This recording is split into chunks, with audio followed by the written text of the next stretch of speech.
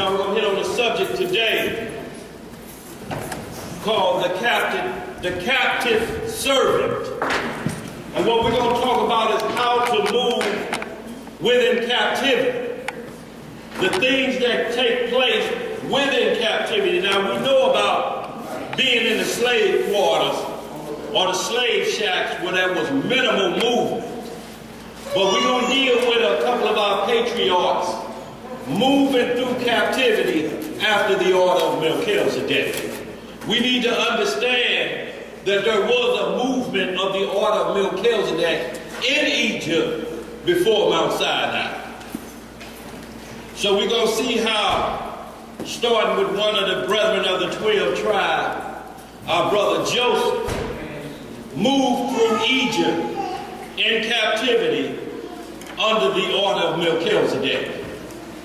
It's going to deal with a few issues that he had along the way, the same issues that we are having right now. Yeah. But it's just something we have to understand while you're here in this land waiting on the Messiah to return. Your life still can be pleasant. We were not put here to suffer just continually day in and day out, or the scripture would hold no value. It says they bring joy to your life and causes you to live in your captivity. So y'all, we're going to hit a couple scripts today, but we're going to get into the book of Jasher a little bit. We're going to put it up on the board for any of y'all that don't have it. But we need to get the day-to-day details of what's going on in Egypt at this time and how Joseph is moving before his brethren got there.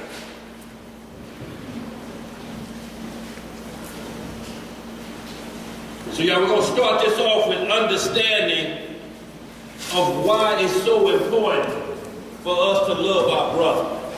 And to understand when you master that, so to speak, you halfway home. But you got to understand how to do that according to the law. So we'll start Matthew chapter 10, verse 36. Matthew chapter 10, verse 28. Are we looking good? All right, Matthew 10 and 28. It says, "And fear not them which kill the body." Which do what? Which kill the body. So he's letting you know up front in this war that this flesh can be killed. Yeah. Well, it already was marked from death from the time you came out of your mother's womb. It started corrupting. Everything on this planet after the sin of Adam is corrupting flesh. If y'all don't understand that, why is it possible to open the freezer and say something in here stinks? How does frozen product stink? It's still decaying. That's what the order was. It's going to be corrupt. It's going to see corruption. Go ahead, brother. "And fear not them which kill the body, but are not able to kill the soul, but rather fear him which is able to destroy both soul and body in hell." See, both soul and body. If we get so scared about somebody going to hurt you, this body, right. So we can't be concerned with that because there's another death coming that you must be concerned with. So you got to be worried about the one who's in control of that, because the one that killed this body has got to worry about that as well. Go ahead, brother. Verse 29. Are not two sparrows sold for a farthing, and one of them shall not fall on the ground without your Father? But the very hairs of your head are all numbered. Are all what? Numbered. Every hair on your head is numbered, y'all. Just like he told Abraham about the stars. That's right. Go ahead, bro. Verse 31.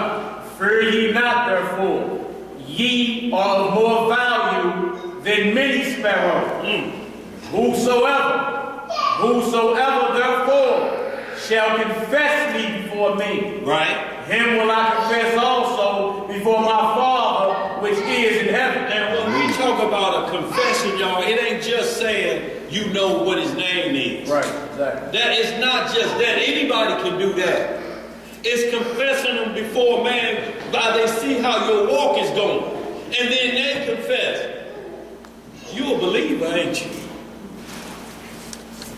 I see your walk. I hear how you talk. I see you confessing his name. Yeah, I've been watching. You don't eat this. You don't do that. And this happened. You didn't get into that. I see you confessing his name. Not to just, Yahushua. Hey, you over there. Yahushua. Go ahead, bro. Yeah, verse 33. But whosoever shall deny me before me, him will I also deny before my Father, which is in heaven. So if you to deny him, if they ask you, do you believe the work that he died for you? They're not asking you about you personally. What they want to get down to is the nuts and bolts of it. Do you believe he's going to enslave us? Do you believe everything he said he's going to do to all these nations? Well, I kind of, but I'm just not sure about, just what he said he's going to do to some people. I have a disagreement with that. No, you deny him any way, shape, or form. Some say, well, then Peter denied him 3 times. Peter repented. Peter denied him before man. So we see the example of an Israelite that broke bread with him, even walked on water himself, but when the heat got tense, when he that came to destroy the body, it got tense that Pete said this is, but he was already warned. Most High said, I've already prayed for you. Yahushua, I've already prayed because Satan want to sift you like wheat. So it was already instructed that he had a barrier around him. Satan was only going to get so far. But it's to show everybody. And they was discussing all of that in Hebrew, wasn't it? Yeah. At the Passover. Right. What they call the Last Supper. They was discussing all of these things. And right after that, the walk came into play. Go ahead, bro. Verse 34, Matthew chapter 10, verse 34. Think not. Think what? Think not that I am come to send peace on earth. I came not to send peace, but a sword. But a what? But a sword. Verse 35. For I am come to set up man at variance against his father, and the daughter against her mother. Right. And the daughter-in-law against her mother-in-law. Right. And a man's foes shall be they of his own household. So we see what it's going to be. It says, wife, brother, sister, your household. And various, they just said, oh, he set it up where we're going to be hating each other and doing like that. Why would he do something like that? No, various means set at differences. And there's going to be some differences if the law ain't kept. This is what is coming down to the keeping of the law after the order of Melchizedek. There's a keeping of it with power and rebuke. And then there's a side of it that shows mercy. But no compromise. Go ahead, bro. Verse 37, Matthew 10, verse 37. He that loveth father or mother more than me is not worthy of me. Well, how can I do the 4th commandment? 5th commandment, I'm sorry, honor thy mother and thy father. How can I do that? If I can't love them, he's talking about who made your mama and your dad. How you gonna love them more than that? Who you gonna call on if they get sick? Go ahead, bro. And he that loveth son or daughter more than me is not worthy of me. Your children, why didn't you take me, Lord? Take me! No, you don't know what you're saying. That baby taking it home free. You hollering, take me? You check your records lately? You check your records lately. Go ahead, man. Verse 38. And he that taketh not his cross and followeth after me is not worthy of me. He that findeth his life shall lose it. What he gonna do? Shall lose it. And he that loseth his life for my sake shall find it. He that receiveth you receiveth me. And he that receiveth me receiveth him that sent me. Right. 41. He that receiveth a prophet in the name of a prophet shall receive a prophet's reward. That's right. He that receiveth a righteous man in the name of a righteous man shall receive a righteous man's reward. And whosoever shall give drink, give to drink unto one of these little ones a cup of cold water. A cup of what? Cold water. Only in the name of a disciple. Verily I say unto you, he shall in no wise lose his reward. See that? See, it's always looking out for the children, because the Most High looked out for us as children. Y'all, everything we got to be doing is about these children to pass this thing on, y'all. Y'all think y'all going to live forever? Not at all. So who are we getting ready to pass the torch to? Short legs. How y'all eyes looking back there? Can y'all see that? Is it rough? Y'all want it larger? I got Genesis. Which one of them? I'll read it from there. I'll read it from there. Yeah, just keep. We're gonna go to some Genesis 30 before we hit this. I just want to make sure I'm just getting this ready. Where we going next up? We're on Genesis 30. We're going to the book of Genesis, chapter 30. And we're going to see what happened before we got to Egypt. Y'all, there's always a beginning of every map. Let's get that understood. There's always a beginning of every issue that happens. So we're going to see, we pick up being slaves in Egypt and just think that we just dropped in there like we say, we just dropped here in America. No. Right. We had something that we had to pay for, but also the plan could never go void. Israel have to return to their rightful place. Right. But Israel have to know first that the Most High means business. Because y'all, we're hard-headed people. To walk through the Red Sea and then be part of a molten calf party. You pulling your best move, stanky legged with the best of them, while he up getting the loss. That's all. And just witness what you saw. Go ahead, brother. Where we at? Genesis chapter 30, we start about verse 22. 22. The book of Genesis, chapter 30. Because we dealing with this captive servant, and we're going to see why he was a servant of the Most High and why the Most High answers his servants.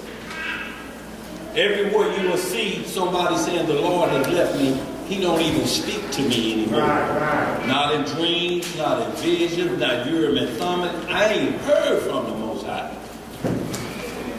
You don't want that to happen. Go ahead, brother. The book of Genesis, chapter 30.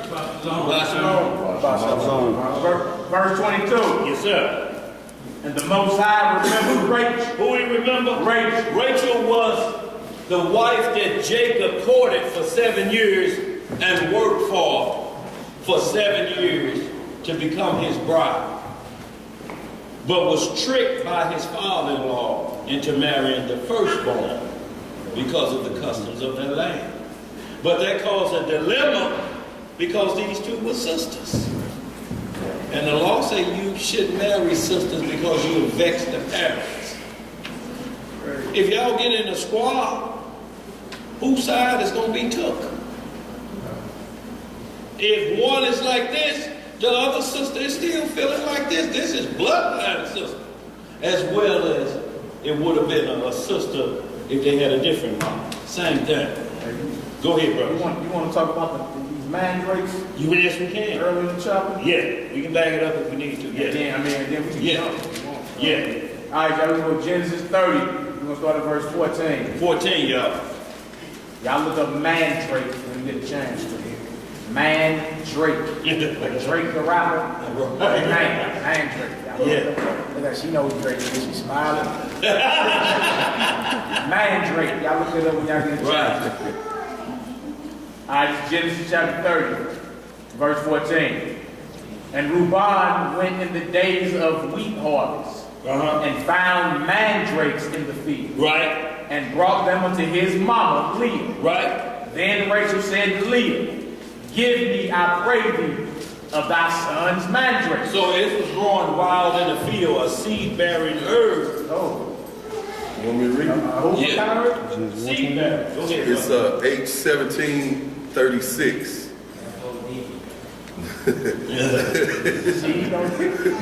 Dudai, mandrake, love apple. What is it called? Love apple. Okay. An exciting sexual desire, a favoring procreation. So what they call it? What do they sell on TV? You don't call it love apple no more. Right. Yeah. It's a natural aphrodisiac. Absolutely. She was dealing with it. It wasn't a sin for him. Most I wasn't mad at him. He did. But it was something to where right after this, one of the sons of Jacob was conceived. You feel me? They partook of that herb-bearing seed, or the seed-bearing herb, and did what our people do. And you read about it as well in the Songs of Solomon. They say you can walk in Solomon's courts, and it was in the air everywhere. Well, I'm sure with 700 wives and 300 concubines. You had to be on the ground. But it was something, like you're saying, that made a man become one flesh, in hopes of being fruitful and multiplying. Yeah. Because she was barren at this time. We're not comparing that to the other seed-bearing herb. We just say, if you understand qualities of something, they're both cathartic and so feel. What you mean by that, man, Saul? You're going to have to look it up. A dullling of the awareness, a tunnel vision. Either one you're on, you're tunneled in to what you are doing at that time. If you own the other seed bearing and you're tunneled in on what you're doing, if one thing distracts you, you forget what you were tunneled in on. That's what it is for your focus to be on this one thing. Meditate on it and doing it. If a side distraction comes, it throws the whole thought process off. What was I talking about? They're called short-term memory loss. But give me you got a dictionary, so familiar with thought. So y'all understand we're not promoting anything. We're just telling you that what's there so you understand it from both sides, and we're not calling it nothing else. It's C-A-T-H, cathartic, T-I-C.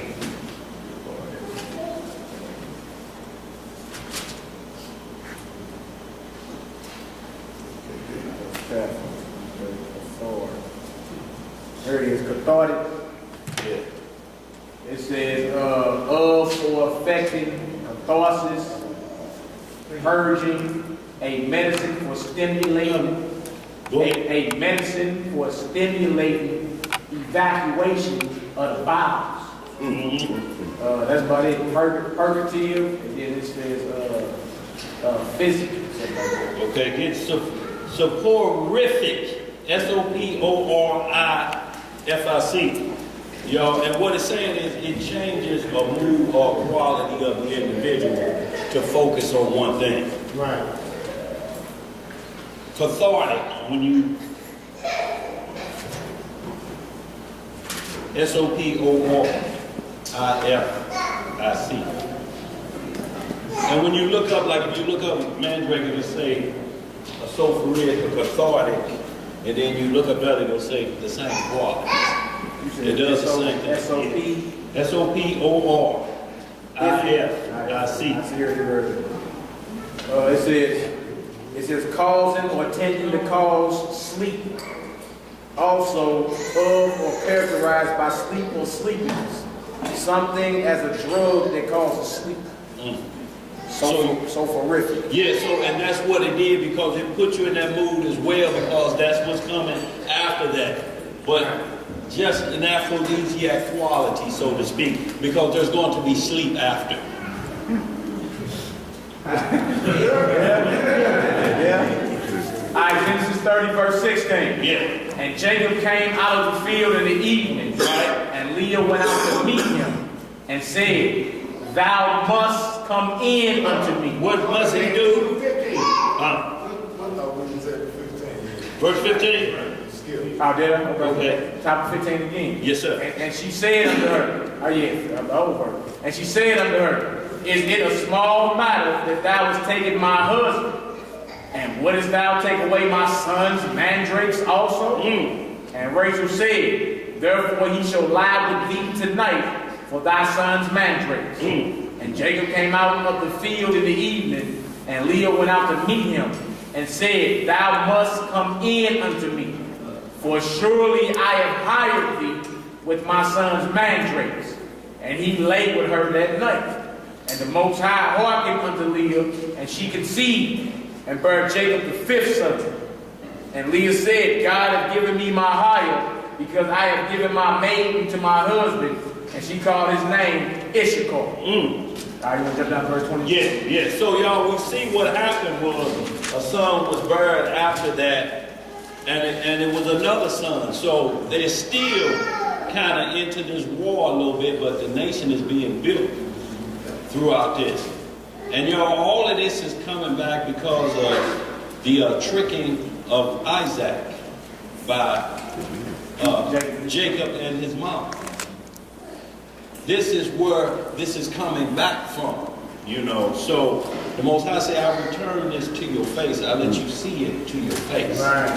I'm not going to hide that around the corner. You have to guess, what did the Lord punish me about that? No, it's going to be right there. It's going to be without question, just about that. Go ahead, brother. Genesis 30 and 22. And the Most High remembered Rachel. Who do you remember? Rachel. Rachel was married. That was Jacob's first love. That was his heart's desire, but she couldn't have his children. Go ahead, brother. And the Most High hearkened to her and opened her womb. Right. And she conceived and bare a son and said, God has taken away my reproach. Right.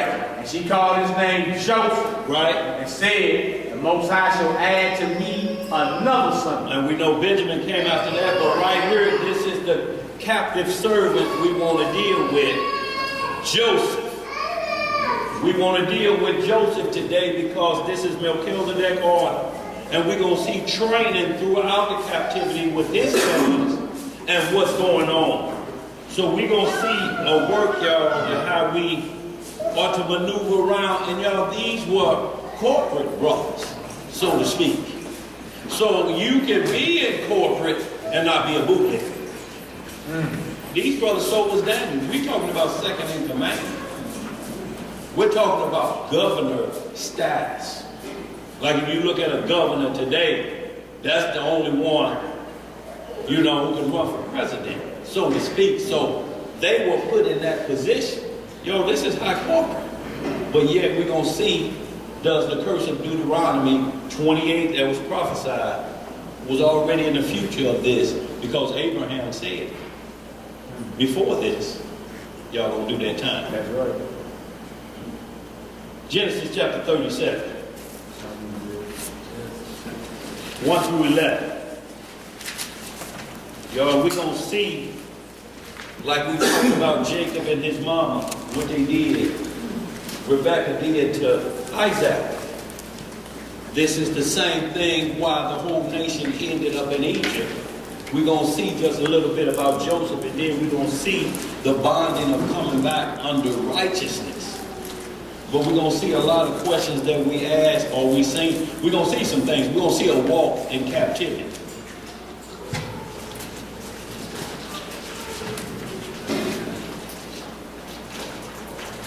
Genesis chapter 37, verse 1. Right? And Jacob dwelt in the land wherein his father was a stranger, in the land of Canaan. In the land of where? Canaan. These are the generations of Jacob. Joseph being 17 years old. How old was Joseph? 17 years old. So y'all, we can see at this point, there's keeping account of the day of one's birth. Now y'all, tonight they're going to be hollering Happy New Year, but when is our New Year? Springtime, baby. So y'all don't get that twisted, but if one asks, well, I was born in January, man, so do I have to wait till after the Passover to say I'm 24? Do I have to wait till after the Passover to say I'm 25? No. Understand that it's been 12 months, whenever you was born, to that same time, you still have a year. You have to. I don't care because they say the new year started. Whatever your 12-month cycle is, that adds a year to your day. So don't try to get both of them twisted up or get, too scientific in your mind, so to speak. 12 months, you add another number. Go ahead, brother. Joseph, being 17 years old, was feeding the flock with his brethren, and the lad was with the sons of Bilhah. See, he was called a lad at this point, or a male virgin, so to speak. He's not married at this point.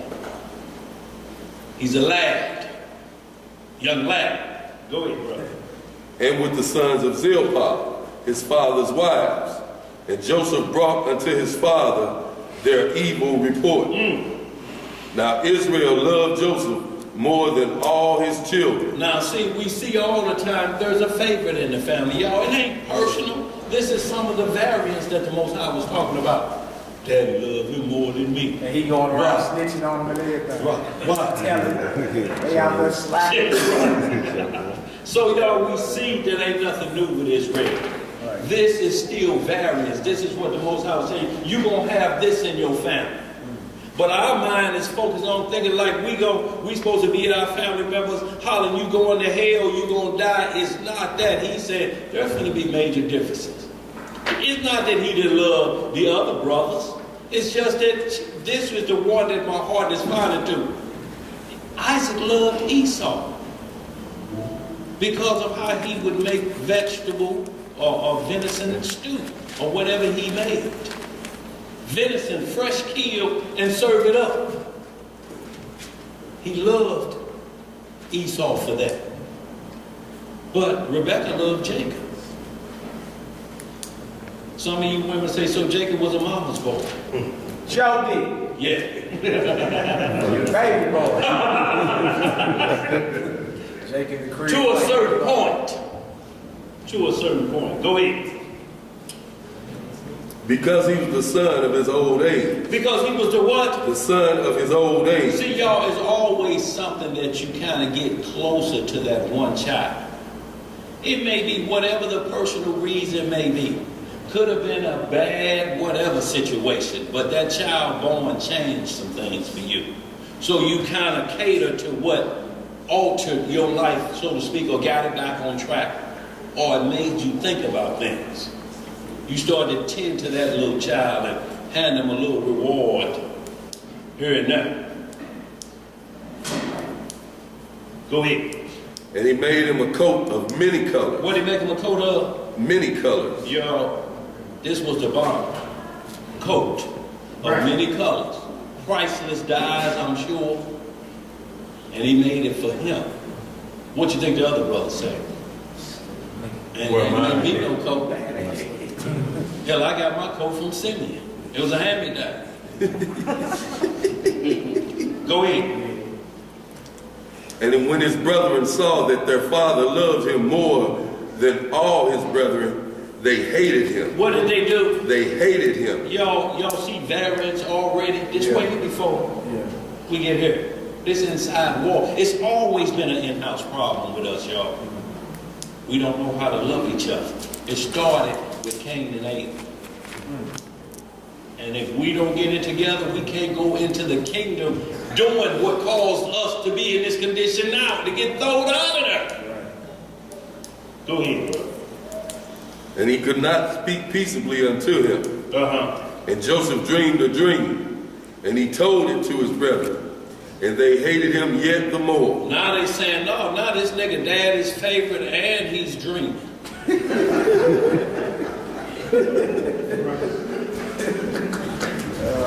Go ahead, bro.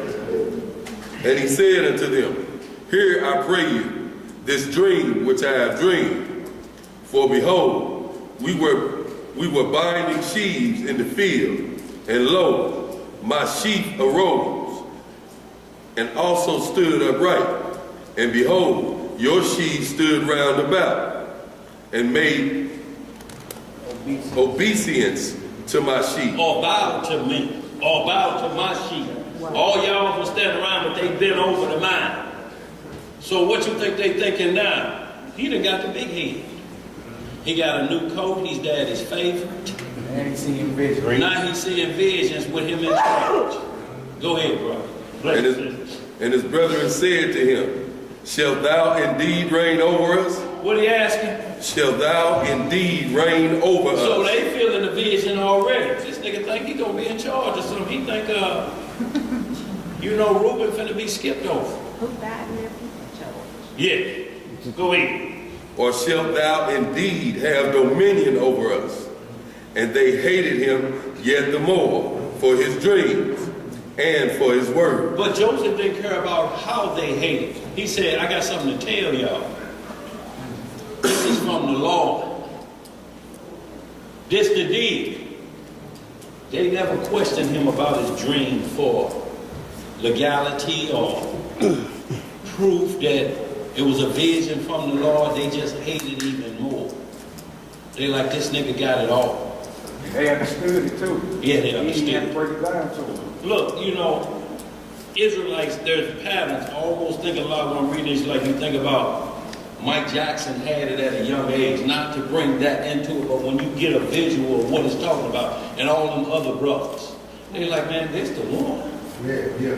Joe protected him, but he put that wood on everybody else. I'm talking about he put that wood on Marlon, that his spins was precise and crisp. Where he first started like he had gum on the bottom of his shoe, just sticking with them spins. But that rod straight along the spin was precise. But he didn't do that to Mike because Mike had it, and all of them knew it. So, in like manner, this is a situation that's going on. Go ahead, brother. And he dreamed yet another dream, Uh-huh. and told it to his brethren, and said, behold, I have dreamed a dream more. And behold, the sun and the moon and the 11 stars made obeisance to me. And he told it to his father and to his brethren. And his father rebuked him and said unto him, what is this dream that thou hast dreamed? See the difference in his father before he just hated him. He said he rebuked him. That means you got to tell me what you're talking about. What's going on? What are you talking about? Now you got that coat. I'm kind of wondering, you got the big head. Go ahead. Shall I and thy mother and thy brethren indeed come to bow down ourselves to thee to the earth? So he even understood the dream. Yeah. Being the sun, moon, and the stars. Right. The stars have been his children, the sun has been his father, the moon has been his mom. Right. Right? So he even understood. Like, I ain't what you saying. We gonna be bowing to you? Come on, Hebrew. Go ahead, bro. And his brethren envied him. What they do? Envied him. See, that's mutual hatred. All together, all of us hate you. Don't nobody like you. Go ahead. But his brethren but his father observed the saying. See what his father did? He observed. Wait a minute, what is this boy talking about? I can see the spirit on him. I know some of y'all grandmamas done told you, I love all y'all, but I see the spirit on this one. Don't think I love y'all any less, but I see it on this one. Go ahead. And his brethren went to feed their father's flock in Shechem. And Israel said unto Joseph, do not thy brethren feed the flock in Shechem? Come, and I will send thee unto them. And he said to him, here I am. And he said to him, go, I pray thee, see whether it be well with thy brethren, and well with the flocks. Now hold that, jump down to verse 22. Yeah, finish the rest of the verse. You want to finish the rest of the verse? Okay. All right, go ahead, brothers. 14. Sorry about that, brothers. And well with the flocks, and bring me word again. So he sent him out of the vale of Hebron, and he came to Shechem. And now let's get down to verse 18, y'all. We're going to move through this a little bit because we got started a little bit late. We're already in the 2 o'clock hour. But we're going to speed up because I want to get into a little bit of the book of Jasher because it's going to get into these things day to day. This is what the missing books do. They give you blow by blow. Go ahead.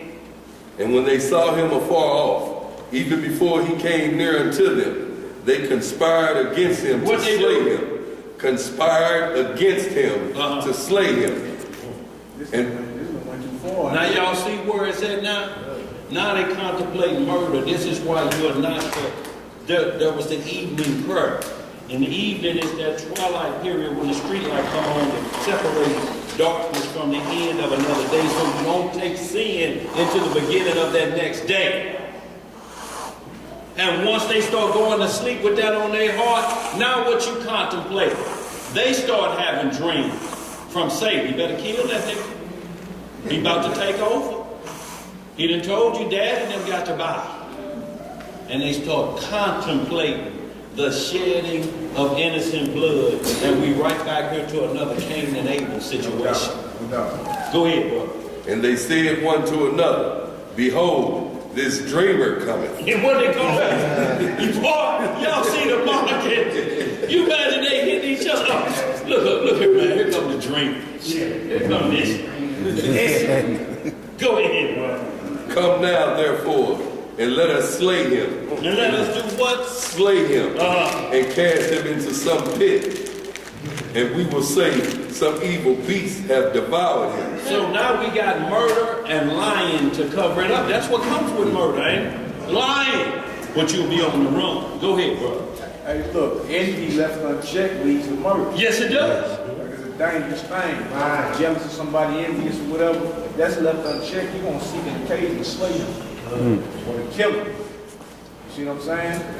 Even the Messiah, y'all write this down, Matthew 5. Let me Get that, brother. Matthew 5, 21 and 22. Where he say, you have heard that it was said by them of old time, thou shalt not kill. Right. Whosoever shall kill shall be in danger of the judgment. But I say unto you, that whosoever is angry with his brother. Is what? Whosoever is angry with his brother. And this is anger to where the point that all you think about, he's on your mind. So when you're thinking about it, if there's no peace there, what are you thinking about? Better not run into him at the store. Or if I run into him at the gas station, somebody gonna be set on fire. At the gas station? Boy. That's all your mind could think about. It's your brother. And it's your brother. Go ahead, brother. But I say unto you that whosoever is angry with his brother without a cause. Without a what? A cause. See, it ain't say you can't be angry. Right. You just can't be angry without a cause. What you jealous about? Because he made him a coat. Who ain't got no coat? All y'all got drawers on, don't you? Right. What you got back there, Michael? It's Matthew 5, 21 and 22. Go ahead, man. But I say unto you that whosoever is angry with his brother without cause, without a cause, shall be in danger of the judgment. Right. And whosoever shall say to his brother, Rakah, shall be in danger of the council. But whosoever shall say, thou fool. Thou what? Thou fool. See, you have to be careful, y'all. Fool means never to be able to come to the understanding of any such. It's a Jethro Bodine. It's a curly stooge. Go ahead. Shall be in danger of hellfire. So you're not to call anybody that. You have to add an ISH on the end of that. Foolish, like Job said when his wife told him, curse God and die. Ain't you tired of this suffering? He said, you speak as a foolish woman. The only person say you can call a fool is somebody that say there is no God. Thou fool. Thou fool. Got a holiday for him and everything. April Fool.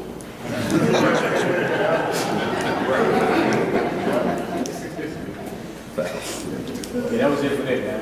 Back to that Genesis 37. What verse was you in there? I'm going to start back on 20 again. Okay. Come now, therefore, and let us slay him, and cast him into some pit. And we will say, some evil beast have devoured him. And we shall see what will become of his dream. Now look at this. We're going to kill him, and that's going to stop the prophecy. So they believe him. Go ahead. And Reuben heard it, and he delivered him out of their hands, and said, let us not kill him. See, Reuben one had to stand up and say, y'all, this is going to be bad. We kill this boy. Go ahead.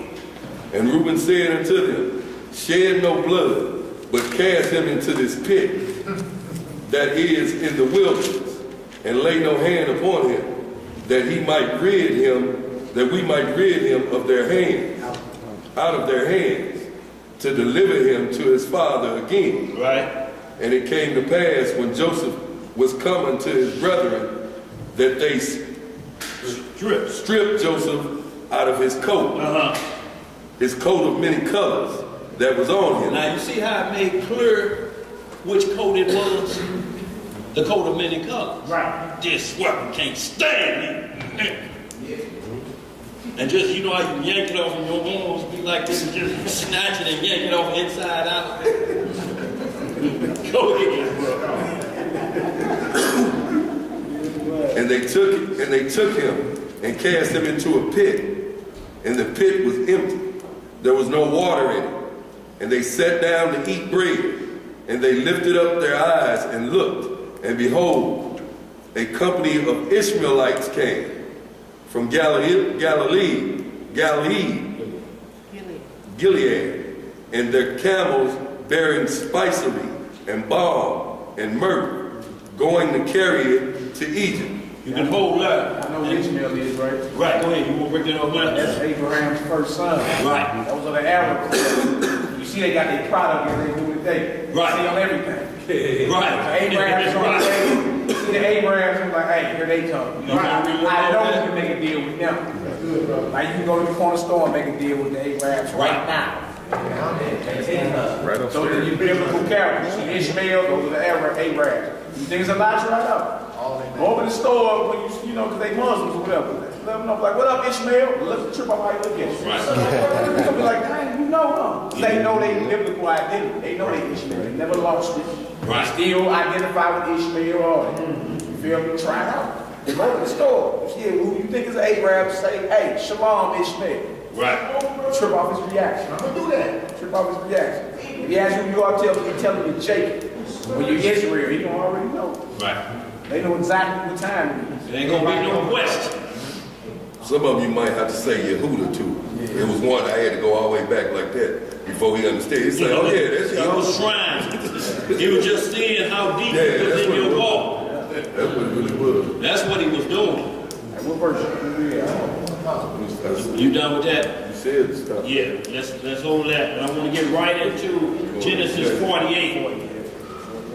Yeah, and then we're going to get, it's something very important about the language in this captivity that, you know, when you hear somebody talking about something, there's a test here that we're going to see, the test that Joseph passed, that passed the test to let the whole world know what his boy's skills was at, as far as interpreting dreams.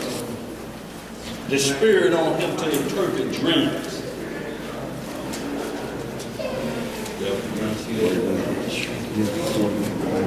One more time.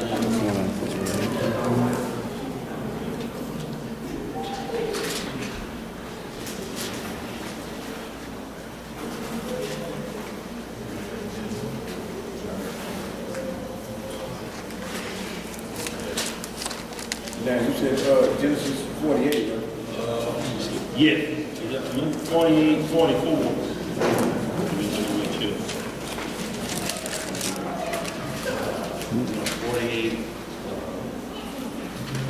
Okay, chapter 44. I just want to get a little bit of that. That's what it said.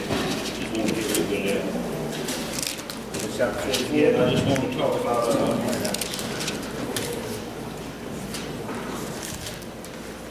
well, for time's sake, bro, get right to me some Genesis 10. There's something very important in Genesis 10. Yeah, we'll come back to that. Something very important in Genesis 10, and it's the Tower of Babel. and the language dispersion, when everybody was speaking one language. And that's when they shooting around with the sky, representing shooting the sky on New Year's Day. Declaring war against the Most High. Yeah. Right. That was the first time somebody was shooting up into the sky as a declaration of war. Yeah. It's mighty funny how you bust your pistols in the air, you know what I'm saying? Where you get that from?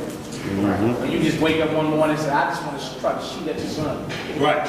You got to shoot at the moon. You know what I mean? Like everything you do has some type of origin to it. You know what I'm saying? You read the story, that's in Jasher you're talking about. Yes, sir. They built that Tower of Babel, people know about that. Everybody spoke one language, you found the language. But they was building to go to war with the Lord. Right. Because he brought the flood on the world. Nimrod and the Ethiopian gets mad and like, look, we can go to war with him. So they built a Tower of Babel. A whole point of going into the heavens and make war against the Lord. That's right. Sound crazy, but you got space stations today, don't you? Right. Yeah. And you got satellites right outside the atmosphere and all that great guys. Right. Like space, the final frontier. Yeah. And the boldly go where? No The man. boldly go where no man is going before. And guess who we That's go the to? same agenda, I think. That's right. The three powerhouses all go up there and dock to it. So now you understand the book of Obadiah when it said, ain't no man been to the moon, but though thou set thy nest amongst the stars. You look up and satellites are amongst the stars, but the space station is amongst the stars. It's a facility probably twice the size of this room that's floating in outer space. Russia, China, and America docked to it and building a city in outer space. Though thou set thy nest among the stars, but that's why the Messiah said, this time I'm going to shake the heavens and the earth. That's right. It's coming down when he do this. Just like that little snowball you do, and all the snow comes down, same way. All of the satellites, everything, communication going to be lost. Y'all, so that means for us too, we won't be able to call. I think it's going down, y'all. Y'all think y'all ready? What you mean it's going down, man? I got company over. I'm on Snapchat. Hey, I just want to get 10, just hit on a couple things of generation, and then hit 10 and 1, then 10 and 32, and then I want to get to Genesis 11 just to explain something. Genesis chapter 10, verse 1. Now these are the...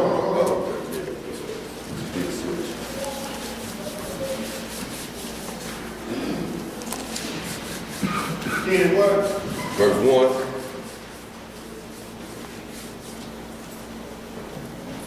Now these are the generations of the sons of Noah, Shem, Ham, and Japheth, and unto them were sons born after the flood. So it goes into each son's generation. These are the generations of Noah.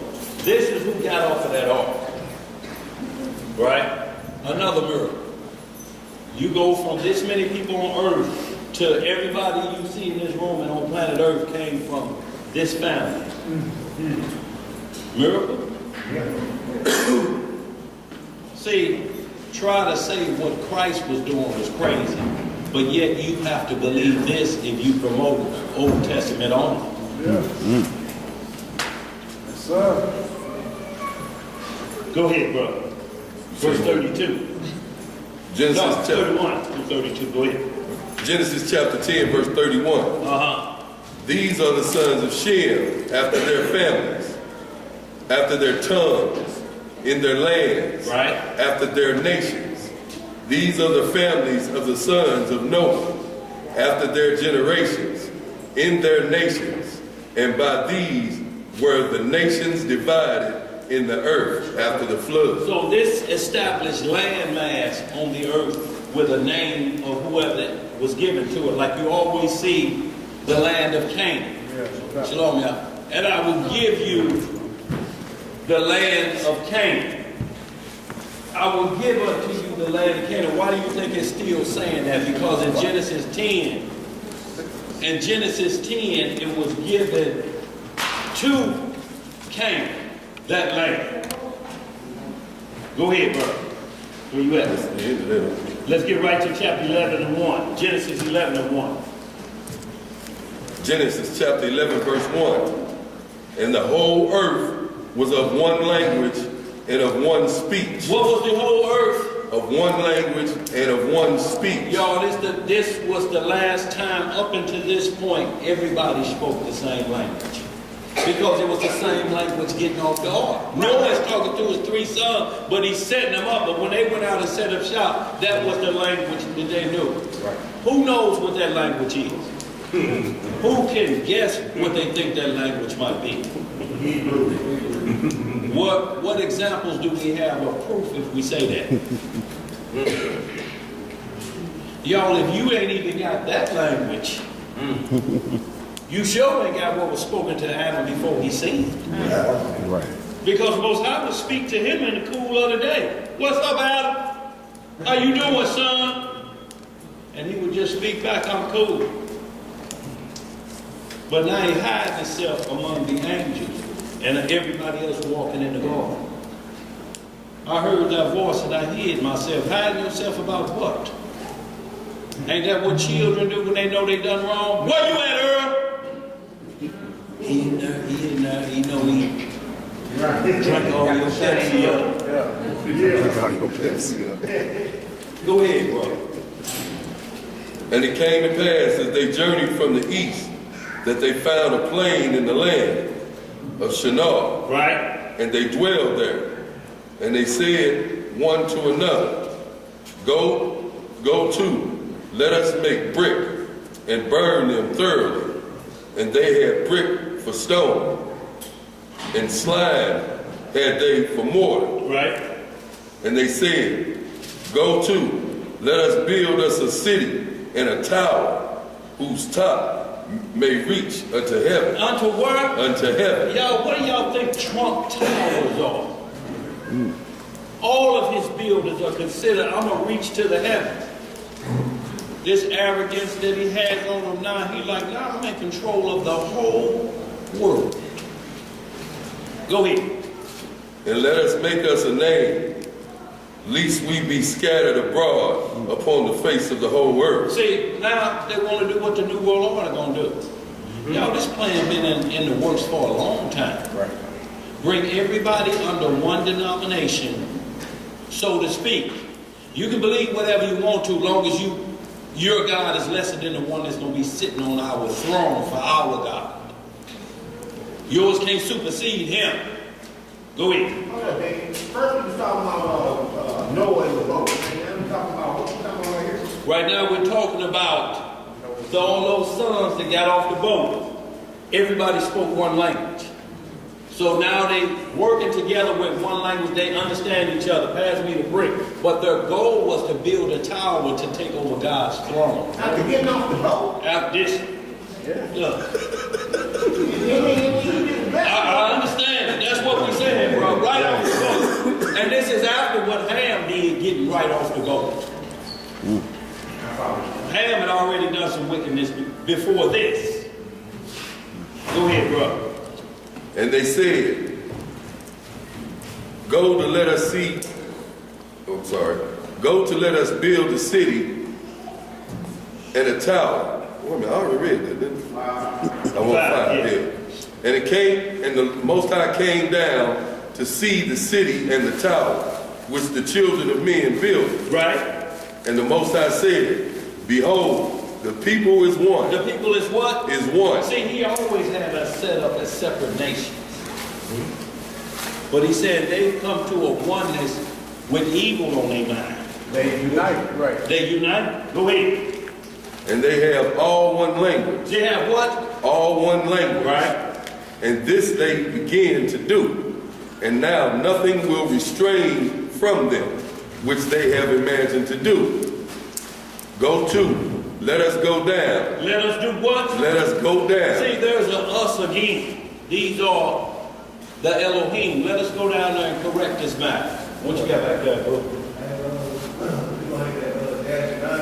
Jasher 9. About to I'm going to move just a little bit, but I know what you're talking about. 9 and 11. You know, yeah. But about the tower, Jasher chapter 9 through chapter 11 gets in detail of what they was doing, tell how they was passing the brick and what they was saying. It gets into the conversation that we read. We're reading a summary right now. We're jumping through the channels up. Go ahead, brother. Go to, let us go down there, and there confound their language. And do what? Confound their language. So they came down to confound the language, or to bring in confusion of the language, so that you wouldn't know what was going on, what he's saying to you. What he's saying? Go ahead, brothers. That they may not understand one another's speech. So the Most High scattered them abroad from thence upon the face of all the earth, and they left off to build a city. Right. Therefore is the name of it called Babel, because the Lord did there confound the language of all the earth. See, so now, from that point on, that's why it's called Babylon or babbling. Babel. It sounds like, what are you saying? You just babbling. Speak up. Say what you're saying. Why you cut that babbling out? Babylon, huh? That's where it comes from. Confusion. So y'all, we just wanted to hold there, and you can see as you get into deeper that it jumps right back into Shem.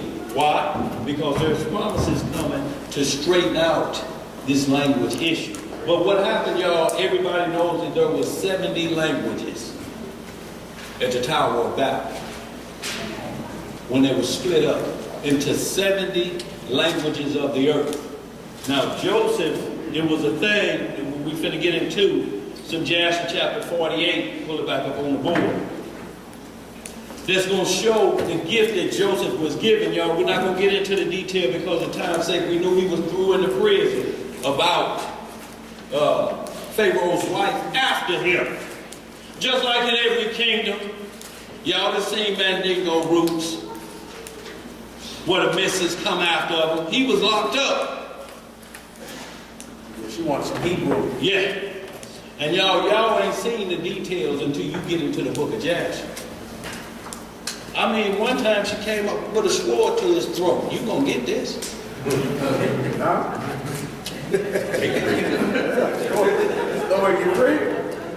Y'all get into it and see what your eyes do. Those charges gonna be trumped up.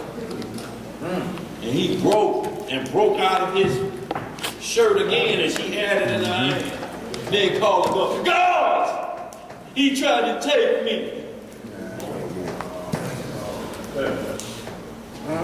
Look at Tom's over there. What you would have did if you broke? Nah, I'm playing. We'll get the book of Jasher for y'all. We hope y'all can see it or read along. And we're going to start at chapter 48, verse 44. I hope y'all can see that we may have to move this back a little bit. This is too big if I move this table close. Oh, this way, just a little bit. It's getting big. That's just going up. Okay, look at you. You just got to scroll back down. The did get a little bigger, you just got to scroll back. But not going up. But then you can just scroll back down. Once you move the table. Okay. Once you move the table, you scroll back down. Okay. Is that helping you? Scroll it down. Can y'all see that, y'all? That hard? I know some of y'all. That's probably right. Oh, you close up.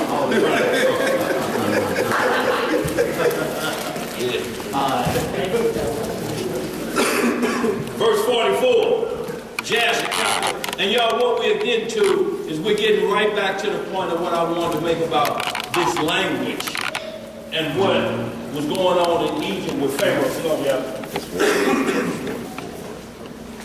and while the world knew if this happened, what would happen if this prophecy came to pass? All nations knew, just like Herod knew. When those wise men or magicians came to Pharaoh, to King Herod, they told him, we done been tracking the stars. It's in the right, you finna get overtook. There's a king gonna be born tonight.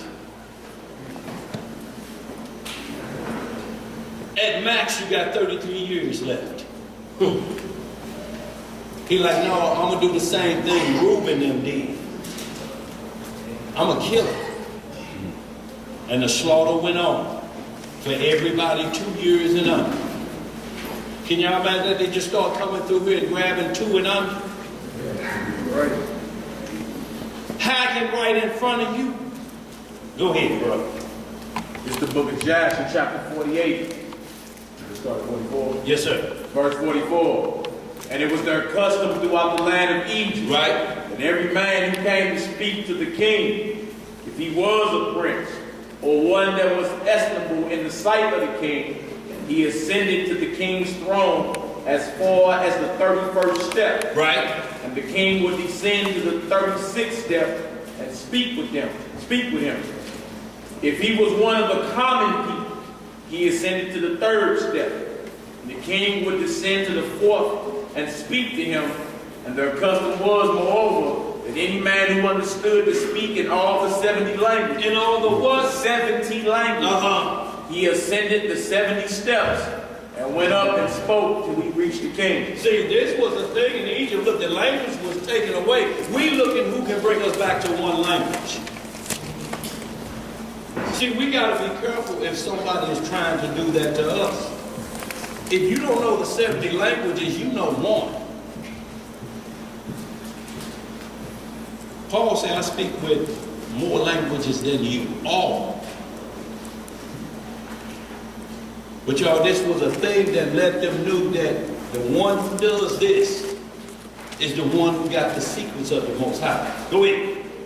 Verse 46. And any man who could not complete the 70, he ascended as many steps as the languages which he knew to speak in. Right. And it was customary in those days in Egypt that no one should reign over them, but who understood to speak in the 70 languages. Right. And when Joseph came before the king, he bowed down to the ground before the king, and he ascended to the 3rd step. And the king sat upon the 4th step and spoke with Joseph. And the king said unto Joseph, I dreamed a dream, and there is no interpreter to interpret it properly. To do what? And there is no interpreter to interpret it properly. Y'all see, it must be interpreted properly. And properly means by the laws of the Most High, because he have rules for when a dreamer comes. How he has to instruct himself. Go ahead. And I commanded this day that all the magicians of Egypt, the wise men thereof, should come before me. And I related my dreams to them. And no one has properly interpreted them to me. And after this, I this day heard concerning thee, that thou art a wise man, and can correctly interpret every dream that thou hearest. And Joseph answered Pharaoh, saying, let Pharaoh relate his dreams that he dreamed.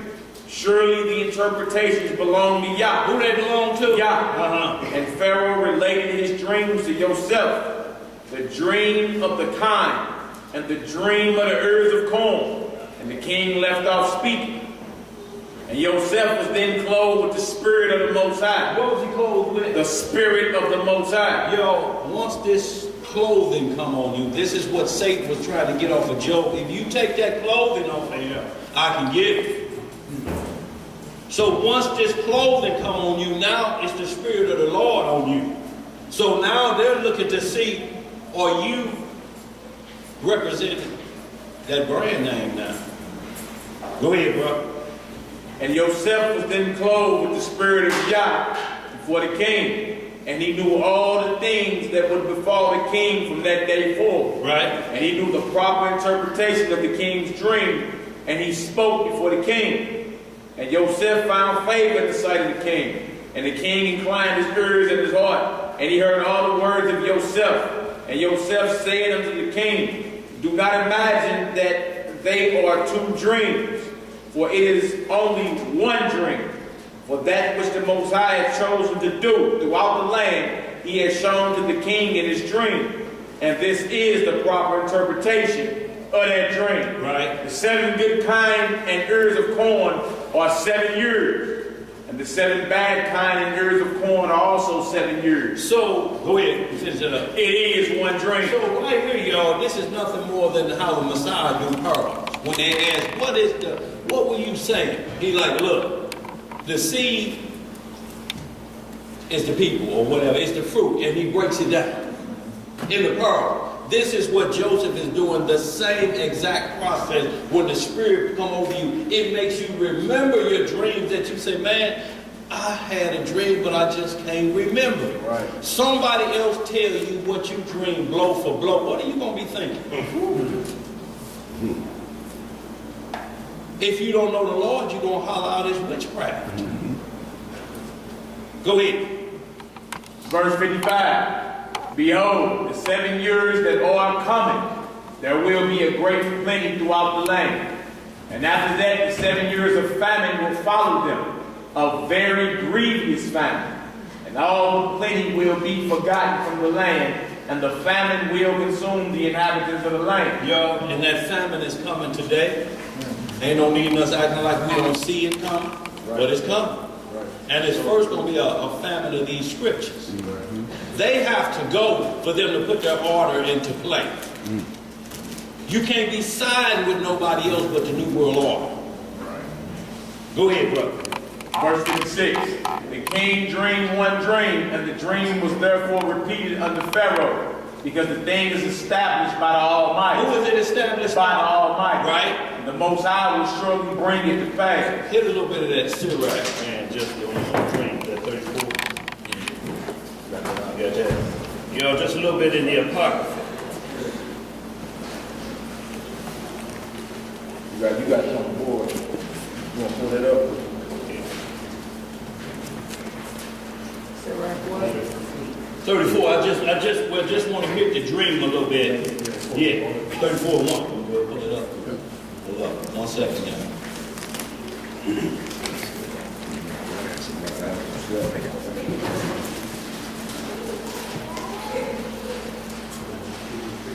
So we understand, y'all, that anybody can have a dream. And anybody will say they have a dream, and now this new thing that they, in this doctrine, the Lord had a word for you. What was he talking about? He just told me to tell you he had a word for you. What does that do for me? The first thing I'm thinking is, what I done wrong? Somebody coming for me, what you say? Or is it some money? Right. One of the two. And I'm kind of wondering if it's money, because you would have said that first. Next, you gonna want me to know you my best friend? Go ahead. Ecclesiasticus, or Sirach, chapter 34, verse 1. Right. The hopes of a man void of understanding are vain and false, and dreams lift up fools. See, the hopes of a man is void of understanding. It's vain. What is it? It's worthless if you don't understand anything. It's songs out there. Superstitious. If you don't know what it is, you know superstitious. You believe in things you what? Don't understand, and then what happens? You suffer. That's superstition. How you believe in something you don't understand? Yo, we can't believe in the Messiah and don't understand what his walk was. You are going to suffer. Not persecution about his name, but because you don't understand it. Two different types of suffering. Go ahead. Whoso regardeth dreams is like him that catcheth at a shadow, Right. and followeth after the wind. The visions of a dream is the resemblance of one thing to another, even as the likeness of a face to face. Of the unclean thing, what can be clean? And from the thing which is false, what truth can come? Divinations and soothsayings and dreams are vain. What are they? Vain. And the heart fancieth as a woman's heart in travail. If they be not sent from the Most High in thy visitation, set not thy heart upon them. So it says, if they be not sent from the Most High in thy visitation, set not thy heart upon them. And how would you know if it's not from the Most High? If the devil come and say, I got a way you can kill Earl in your vision and get away with it. No. That ain't nothing wrong with No. You know that in your dream that ain't right because you're going to see yourself running the whole time on billboards. We looking for the killer of Earth.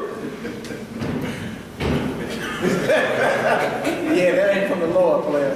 Now you're going to spend the rest of your days hide behind Big Mama's furnace. And when they come for, here he is, and snatch him from back there, spider webs all in your head. You know, you're like, damn, that must have been the devil that told me.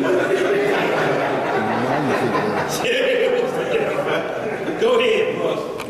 For dreams have deceived many. What have they done? Deceived many. And they have failed that put their trust in them. See, but we see those brothers knew Joseph was a true dreamer. His father knew. And the jealousy was just there. They already had a premonition of what this boy was about to do. And they hated that even more. They saw his daddy loving him a little bit more. He'd have made a coat for him. Y'all, they mad at little brother. Is it that much because he got a coat made, y'all willing to take it to murder? Right. Y'all can see envy and jealous running all over y'all. We have to be trained how to deal with that because in the same breath, we got to make sure we treat these people of our own in-house problem by the law.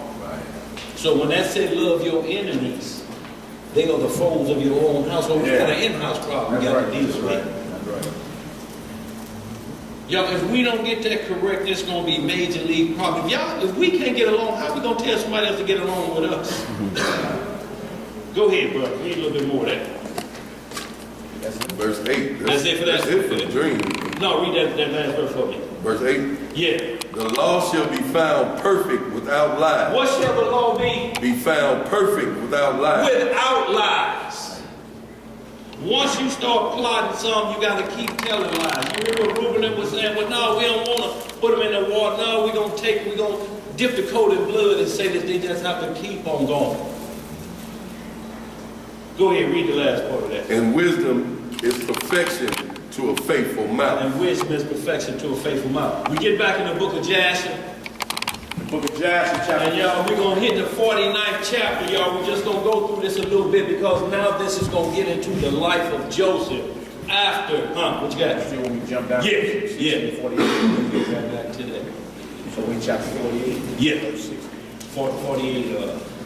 48, and where you at, 56? You want me to jump up? You want me to keep reading down to 262? No, start at 62. What was 62? Yeah. About putting the food on 60. Proper interpretation. No, I want to go down to 62. Because, y'all, this is a test when you know somebody's of the Lord. They don't care who they talking to. When they tell them a vision from the Lord, there's no respect of persons. So what Joseph is going to tell the king in interpretation about his life, what's going on, bro? What he's going to tell him about his life, y'all. Let me get it right out of this and get right back to Jasher. Hold on one second. You went 48, right? 48, chapter 48. 1 second, y'all. And I stopped at 56. Right. Oh, you might as well go and read this. Just read it on up. Yeah.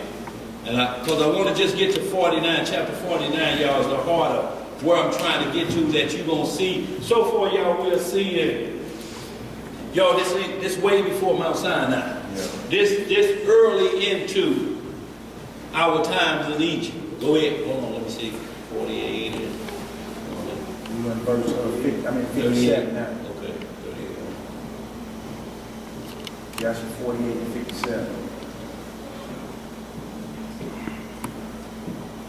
Okay, 44, okay, I'm almost there, y'all.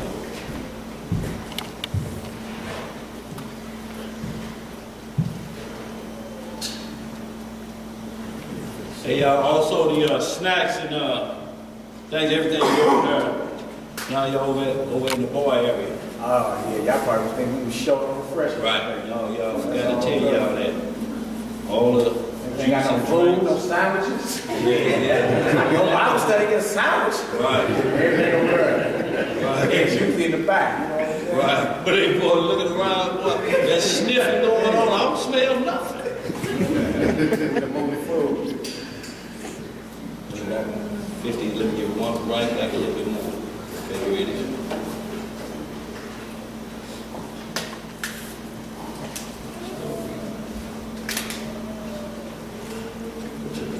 It's 48 verse 48, 7. I'm going to write it through it. Keep jumping right past it. You get it right. Yeah, I see you in 49 now. You're 49? I think that's Yeah, that's 49. So 48 and 50 what? 57. Okay, right here. And Lord, Okay. All right, the book of Joshua, chapter 48, verse 57. Okay. Now therefore, I will give thee counsel and deliver thy soul and the souls of the inhabitants of the land from the evil of the famine, that thou seek throughout thy kingdom for a man very discreet and wise, who know of all the affairs of government, and appoint him to superintend over the land of Egypt. Right. And let the man whom thou place over Egypt appoint officers under him, that they gather in all the food of the good years that are coming. And let them lay up corn and deposit it in thy appointed stores. And let them keep that food for the 7 years of famine. Right. That it may be found for thee and thy people and thy whole land. And that thou and thy land be not cut off by the famine. So what we're talking about is preparation. Y'all, we have to get prepared, but if you're trying to prepare for tribulation, you can't prepare for 3.5 years minimum starting out. Where you going to store that much water? And what if you somewhere else when it kick off? The scripture says you can't go back to your house. If you on the roof fixing the roof and it kick off, you can't go back in. You got to be ready to go. What's up, bro? I heard they got laws when you can't have so much food. Yeah, you have too much, they will come talk to you. They open up for stacking up, huh? Yeah, most of the food is genetically modified, so it ain't real anyway.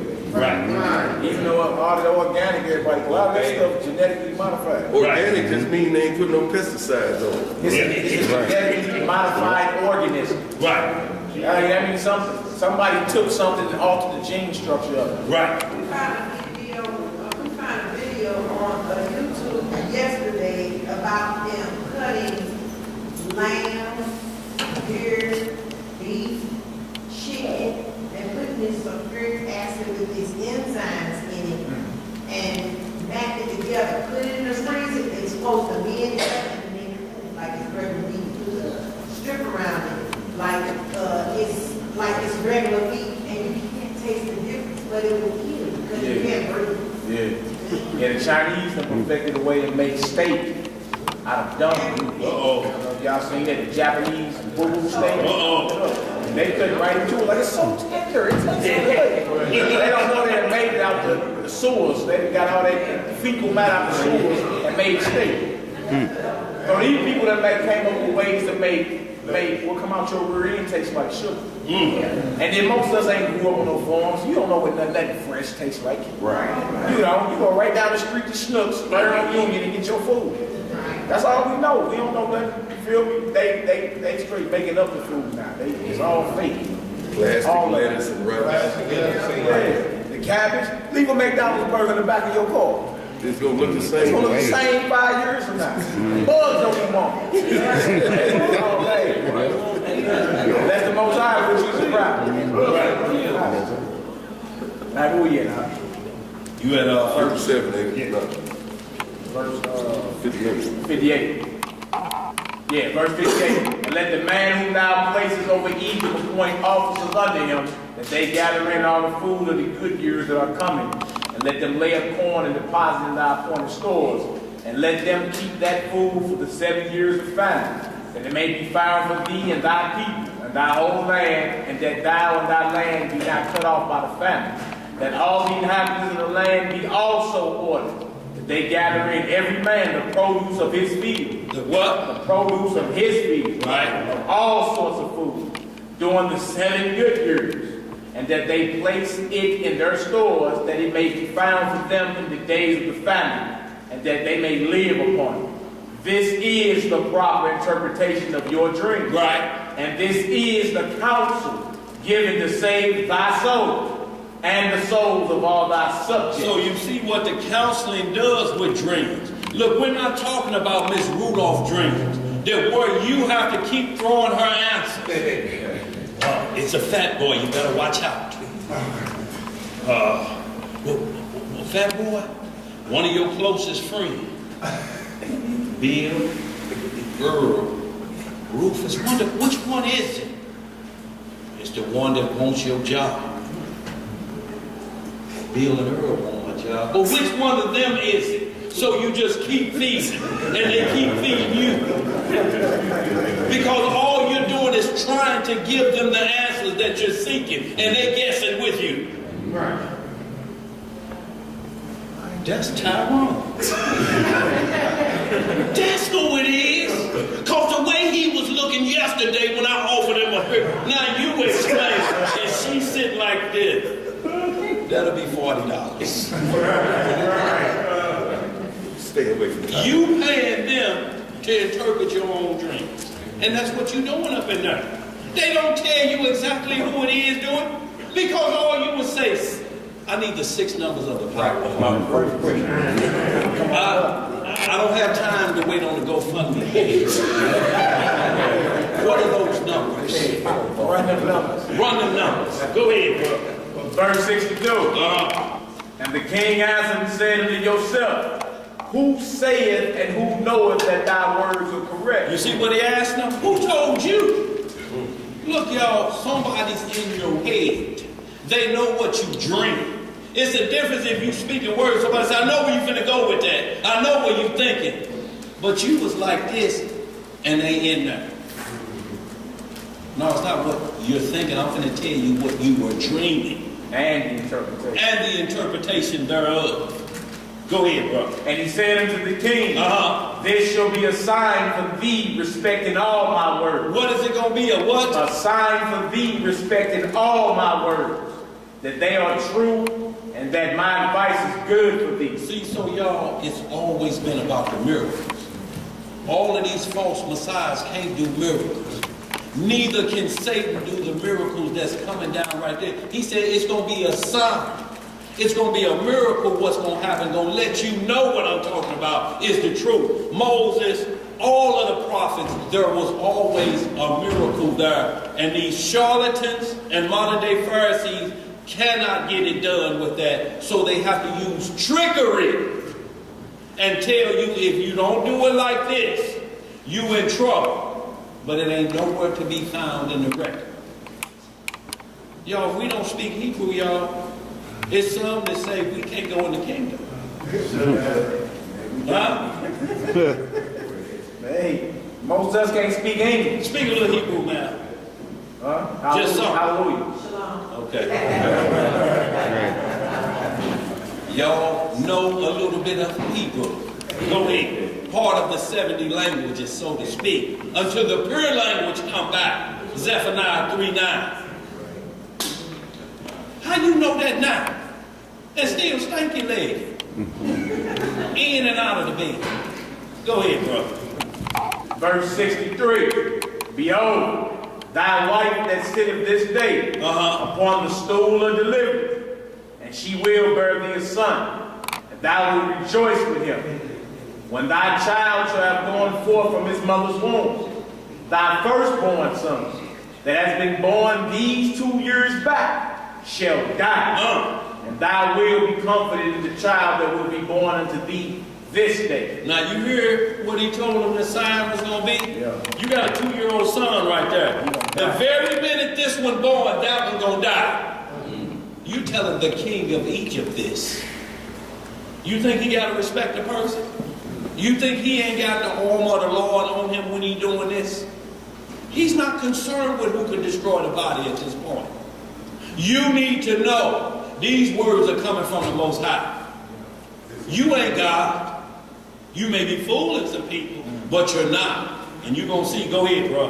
What do you think a king would do to a Hebrew servant boy, so to speak? He coming at him, talking to him like that. Go ahead, bro. You just yanked him out of prison, too. Yeah. Just got out of prison. Verse 64. And Joseph finished speaking these words to the king, and he bowed down to the king and went out.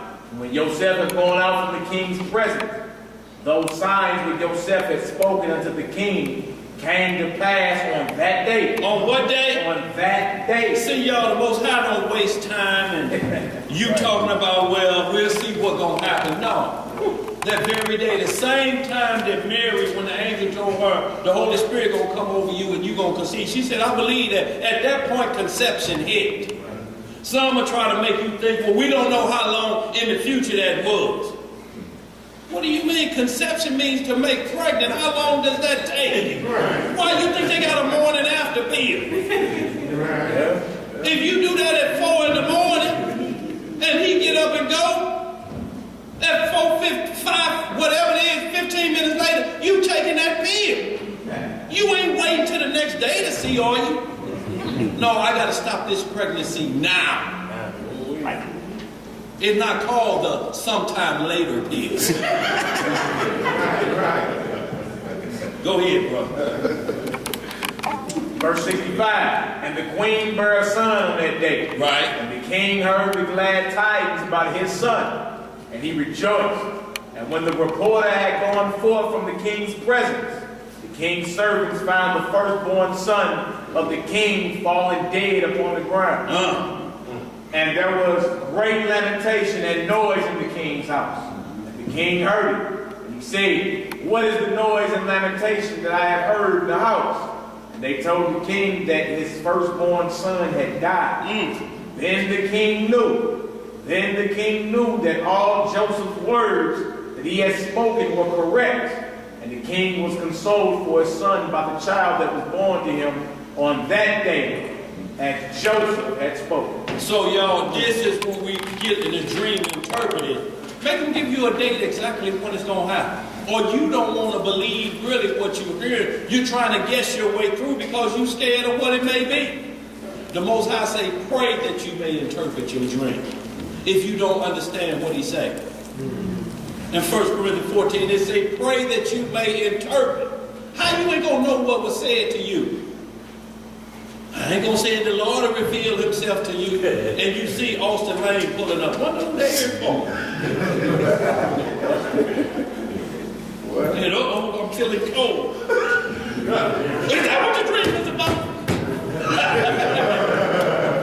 You better want to know that chapter. Chapter 49. Y'all, and this is just going to get into the life of Joseph in captivity, y'all. And there's some things going to take place here, y'all, that we see how we can move through, y'all. And we got that same Holy Spirit power here to protect us, y'all, to help us move through this captivity, y'all. Other than that, we're going to get wiped out. If we don't have this armor and these visions, because it's said in Joel chapter 3, Joel chapter 2, Acts chapter 2, that your children in the last days are going to start dreaming dreams, y'all. Your children are going to start coming to y'all with dreams that they've been having. And they're going to be seeing visions. Mama, I saw this right here. You and Daddy. You're going to have to pay attention to that like Joseph did. You're going to be like, here you go. Didn't I tell you about that? That's from watching that damn Disney Channel. No. You got to pay attention to what's going on. We in that time. Go ahead. My daughter that was here today, I want to see this the same thing. She asked me yesterday, was I over on Campton in Chippewa? Right. And I told her no. She said, well, I saw you over there. She said, but you didn't have on your eyeglasses. She said, you know, describe my core, said it was core identical. Right. And I just told her what you just said. The Most High was just revealing something to her, in my opinion, you know, because I wasn't over there yesterday. She said she saw the same car. I mean, you know, I got the little light missing over here, and the little boy love kept. She said it was identical. You sure it wasn't you? I was like, no. What you doing over there? Over the creek. No, we just messing with you. We just messing with you. Come on, man. What happened?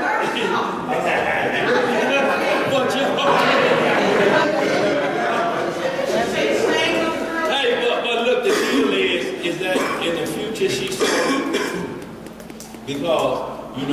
you wasn't there that day. So either that was in the past or something coming up in the future, or it has a different meaning that she has to go pray about. She can't leave you guessing because you're going to start trying to guess your way around. Come back here, let me ask you again. Now, was that hubcap off on the driver's side or the passenger side? Passenger side. Could you see the balloons I had in the back of the car? And Big Mama's 90th birthday party was there. That's the last time I was on Hampton. Now you guessing through it. She has to go back in the closet and find the interpretation thereof. That's what I said. If it need be a warning or something is going to be seen in the future to come. Go ahead. You brothers gone? I'll holler at you. Yeah, all right. Let's read some more. 49? Yeah. Chapter 49. Book of Joshua, chapter 49. Y'all, and this is going to be very important, y'all. We're going to finish this off in 2 Thessalonians, y'all. We're going to call it a day.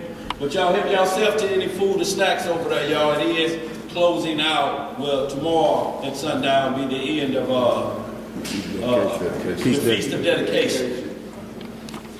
So how's everybody been doing with that? If you had a menorah, have you been? What you say? Light for 8 days. What day is this, y'all? 7 right now. 7th day. Tonight. The beginning of the 8th day starts tonight. Tonight. Sundown. The last night. Yes. It starts tonight at sundown. The last night. Let's read some more. What is it, sister? So don't have tomorrow. Yeah, until tomorrow night. Whatever you you can light want. it any day. Right. You can light your menorah whenever you want to, sister. The feast ends, the last day of the feast ends tonight. It starts tonight. The last day of the feast starts tonight. At sundown. It ends tomorrow night at sundown. You feel me? You won't light it Sunday The night. feast is over tomorrow night when the sun goes down. The feast is over. Tomorrow night. But you can light that. You can light that whenever. Right. You can. You can still light it if you want to light it. There's no law on when you can light it. Right. You got tonight to tomorrow night if it's feasting lighting only. But next week if you decide to light your menorah, I just want to light my menorah, you can. It's not just for that one day. It's not for that one feast day. You know, menorah lighting can be all the time. But it's like the memorial of the Passover. Do this in remembrance of me. As often as you do this. If we were to take that literally like it sounds, we would have to do that every day. Break bread. So there's a season that says, as often as you remember me doing the Passover, do this part of this ceremony. It has to be this ceremony. Now you can break bread any other time. But for this ceremony, this is a once a year ceremony. You understand what we're saying, sis? And is there something that we're supposed to do between tonight and tomorrow? Just fix you a nice meal for everybody else, and y'all. We're about to enjoy the last day of the Feast of Dedication. Come on in here, y'all. What you want? Give me some of them green. Yeah. Enjoy it. End message. And look, it's a deal that where the gift is sustaining the soul. It's food. That's the gift. You know, able to sit down and thank the Lord for what you need. See, you can be hungry and got you Earl, got you the Xbox 3000. Come on over here for we light the menorah one time for your joys. No, we're not into that tradition of it, or blending traditions. That's right. It's simple as fixing a meal, thanking the Most High, and focusing on that menorah, which is the 7 spirits of the Lord. So what you're doing is cleansing your temple during these 8 days and trying to bring in the power or the understanding of those 7 spirits, because they're the spirits that are before his throne. You want those dwelling in you, so you got to be careful. For 8 days, the devil going to be on attack mode to get your spirit into a foul state. Make you think mean, and this is what we talk about, being mad at your brother and going to sleep angry. How you going to take day 2 of the Feast of Dedication and you still got that anger, you ain't cleared out? So you're going to do 8 days of this? You just like the menorah. That's just repetitions for you then. He'd rather have obedience than sacrifice. That becomes a sacrifice. Anybody like the menorah? How y'all forget? Let me light it. And go back to you then. Who hand did it? My turn?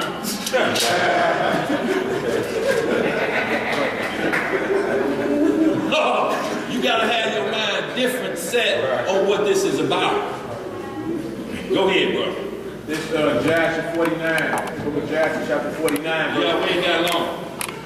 Want me to start at verse 1? Yes, sir. 49:1. After these things, the king sent and assembled all his officers and servants, Right. and all the princes and nobles belonging to the king. And they all came before the king. Right. And the king said unto them, Behold, you have seen and heard all the words of this Hebrew man. Of this what kind of man? Hebrew man. See, y'all, it's always been about that throughout. Yo, this ain't just started after we come out of Egypt. This was taking place while we was in, primarily, y'all, our first captivity. These same things, the words are spoken of Daniel being in captivity. Yeah. Tobit in Nineveh. So, y'all, this is what it's a practice of how you move through that. And you like, how they living like that? They living like that, y'all, because they keeping the laws of the Most High with them. No matter where you go, they must be bind in your heart. Go ahead, brother. And all the signs which he declared will come to pass, and not any of his words have fallen to the ground. You know that he has given a proper interpretation of the dream, and it will surely come to pass. Now, therefore, take counsel, and know what you will do, and how the land will be delivered from the famine. Seek now and see whether the light can be found, in whose heart there is wisdom and knowledge, and I will appoint him over the land. What they looking for? Wisdom and knowledge. Go ahead. Verse 5. For ye have heard what the Hebrew man has advised concerning this to save the land therewith from the famine. And I know that the land will not be delivered from the famine, but with the advice of the Hebrew man. Right. Him that advised me. And they all answered the king and said, The counsel which the Hebrew has given concerning this is good. Now therefore, our Lord and King, behold, the whole land is in thy hand. Do that which seemeth good in thy sight. Verse 7. Him whom thou choosest, and whom thou in thy wisdom knowest to be wise, and capable of delivering the land with his wisdom. Right. Him shall the king appoint to be under him over the land.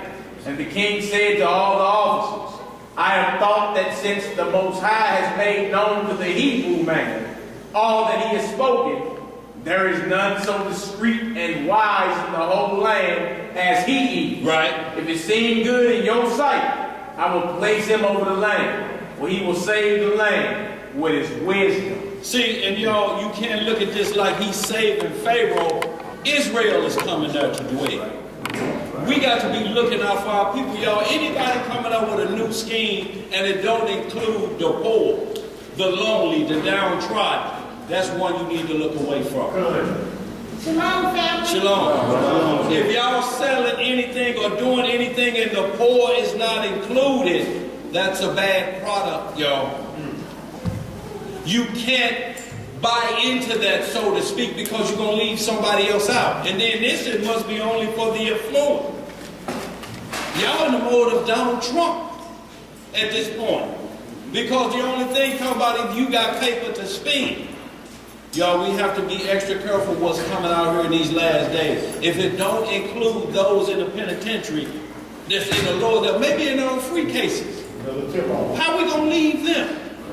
They in on the free case. Joseph, what we read about, just got out of prison on a free case. And the wisdom of the Lord is with him. Shalom, hey, shalom, y'all. Shalom. Go ahead, brother. This verse 9.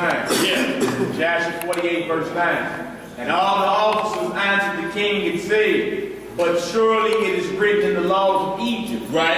and it should not be violated, that no man shall reign over Egypt, nor be the second to the king, but one who has knowledge in all the languages of the sons of men. In all the what? Languages of the sons of men. So when you hear there's only one language that you're supposed to speak, All the world know about who knows all of the 70 languages fluently. Yo, this is day of Pentecost happening to Joseph back then. Because he has to interpret in all of these languages. You think he's doing that in Hebrew or he's doing that in Egyptian language? When he's making these interpretations to the king. What language you think he used? That he's fluent in. Go ahead, brother. Verse 10. Now therefore our Lord and King, behold, this Hebrew man can only speak the Hebrew language. What can he do? He can only speak the Hebrew language. Right. And how then can he be over us, the second under government? A man who not even knoweth our language. What he don't know? Our language. Let's see. Go ahead. Now we pray thee, send for him, and let him come before thee, and prove him in all things, and do as thou seest fit. Right. And the king said, it shall be done tomorrow. And the thing that you have spoken is good. And all the officers came on that day before the king. And on that night, the Lord sent one of his ministering angels. And he came into the land of Egypt under Joseph. And the angel of the Lord stood over Joseph. And behold, Joseph was lying in bed at night in his master's house in the dungeon. In the what? In the dungeon. Where his master had put him back into the dungeon on account of his wife. On account of his what? Wife. See, his wife told him he tried to get at me. Now, he saved him and told him 2 or 3 dreams, but his mind turned that quick. When he thought for a second, pull him up, lock him up. Y'all, you see how quick the tables turn? Yeah. That quick told your dreams and already you thrown back in jail. Go ahead, bro. Verse 14. And the angel roused him from his sleep, and Joseph rose up and stood upon his legs. Right. And behold, the angel of the Lord was standing opposite to him. And the angel of the Most High spoke with Joseph. And he taught him all the languages of man in that night. And he called his name Jehoshaphat. Okay, so see how his name is changed? Like Abraham's name was changed, but he taught him, what did he teach him? All the languages. So, what are we talking about? What language? They said he only know Hebrew. It's like, no, Joseph. The angel come, he like, all the languages. Y'all, this is finna correct what was at the Tower of Babel. What were all the languages? Y'all, why y'all think we still saying Arabic? Maybe it's Paleo Hebrew, maybe it's this version of Hebrew. Joseph knew every version that was out there at the Tower of Babel. So he was given the gift of tongues. Given the gift of tongues. Acts chapter 2 before that. Yes, sir. 1 Corinthians 14 here. Go ahead, bro. Verse 15. And the angel of the Most High went from him. And Joseph returned and lay upon his bed. And Joseph was astonished at the vision which he saw. And it came to pass in the morning that the king sent for all his officers and servants. And they all came and sat before the king. And the king ordered Joseph to be brought. And the king's servants went and brought Joseph before Pharaoh. And the king came forth and ascended the steps of the throne. And Joseph spoke unto the king in all languages. In what language? All languages. And Joseph went up to him and spoke unto the king until he arrived before the king in the 70th step. And he sat before the king. Look, he up to the 70th step. 3rd or 4th step was just before common folk. Common folk. Go ahead. Verse 18. And the king greatly rejoiced on account of Joseph. And all the king's officers rejoiced greatly with the king when they heard all the words of Joseph. And the thing seemed good in the sight of the king and the officers to appoint Joseph to be second to the king over the whole land of Egypt.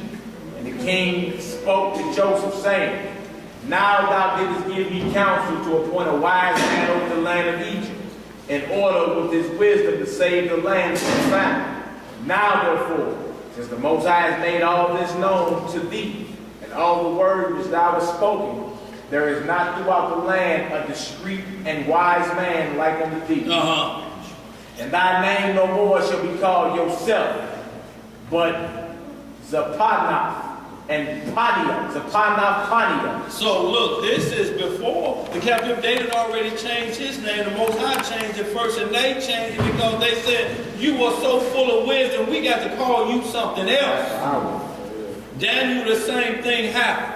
The Lord blessed him, and then they changed his name to what? Belshazzar. Shadrach, Meshach, and Abednego, those were the names they changed them to, wasn't it? Yeah. Because it said, and to Mishael you be called this. Yeah. Y'all, so we see a pattern even before we even got to where we at now. Go ahead, brother. Forever changing our name. Yeah. Verse 22. Also from under thy hand shall my servants and officers receive their salary, which is given to them monthly. And to thee shall all the people of the land bow down. Only in my throne will I be greater than thou. So now we got an issue here. Does this mean Joseph, whatever this Pharaoh, they had certain things that they were following? Joseph's wisdom always superseded that. But Joseph was always second in command. Any kingdom that we were servants to, we were always second in command. We never rose above that. Being the fact, though, because we would have got comfortable and we wouldn't have waited on the Most High to come deliver us. So he never allowed us to get over the king who he had to take down. That's his job to bring him to his knees. But this lets you know where we can go and we can rank in here until he comes. Right. It's showing you second in command because we got to be second in command to him. If we get over Pharaoh, we'd be like, what we need the Lord for? Right. Oh, man. We done took down Pharaoh. Silk garments for everybody. Go ahead, go. Verse 23. And the king took off his ring from his hand and put it upon the hand of Joseph. Right. The king dressed Joseph in a princely garment. Right. And he put a golden crown upon his head. And he put a golden chain upon his neck. Right. And the king commanded his servants, and they made him ride in the second chariot belonging to the king, that went opposite to the king's chariot. And he caused him to ride upon a great and strong horse from the king's horses, and to be conducted through the streets of the land of Egypt. And the king commanded that all those that played upon timbrels, harps, and other musical instruments should go forth with Joseph, 1,000 timbrels, 1,000 mecharoms, and 1,000 Nebalim went after him. And 5,000 men with drawn swords, glittering in their hands. What they doing? 5,000 men with drawn swords, glittering in their hands. And they went marching and playing before Joseph. And 20,000 of the great men of the king, girt with girdles of skin, covered with gold, marched at the right hand of Joseph. And 20,000 at his left, and all the women and damsels went upon the roofs or stood in the streets, playing and rejoicing at Joseph, and gazed at the appearance of Joseph and at his beauty. So this sound familiar to anybody else? They got all of this pomp and circumstance coming back after a great thing. David, after doing what? Killing Goliath. Right. So you can hold that, man. Just get right to 50. Y'all, we're going to hit this. Then I got 2 in the New Testament, y'all. We'll close out. I just wanted to extend this understanding about the 70 languages, y'all.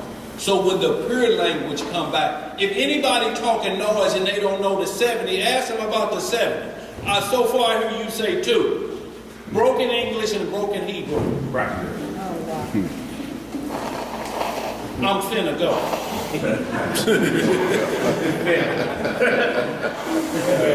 Right. You giving him a party? Giving him a party.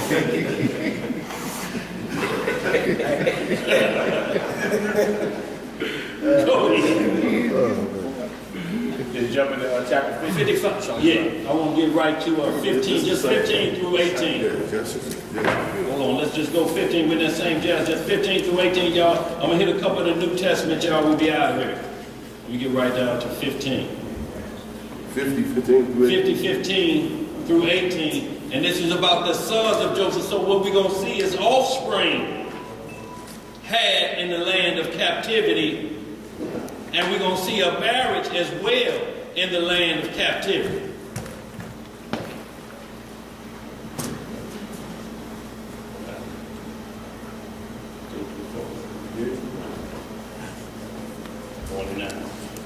That was 49 verses.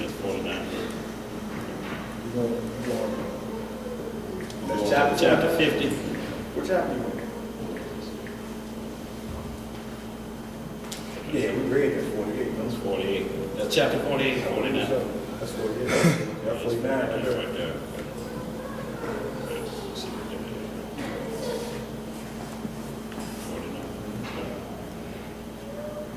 1 second, yeah. There. I skipped down. That's still 49. That's crazy there. Down there. Yeah, it just goes so slow, man. Yeah, here it comes 50 right now. There we go. It is. There it is. Verse 15. 15.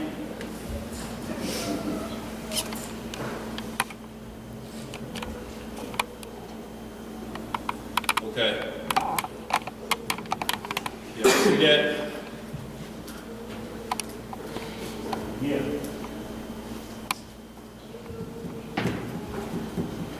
Go ahead. Book of Jasher, chapter 50, verse 15. And Joseph's wife, Osnath, the daughter of Potiphar, bare him 2 sons, Manasseh and Ephraim. Who's he married? 2 sons, Manasseh and Ephraim. Who was Joseph married to? Osnath, the daughter of Potiphar. Who was Potiphar? Potiphar is the cat that threw him in jail on account of his wife, right? Yeah. So he married their daughter. Yeah. And had 2 sons by.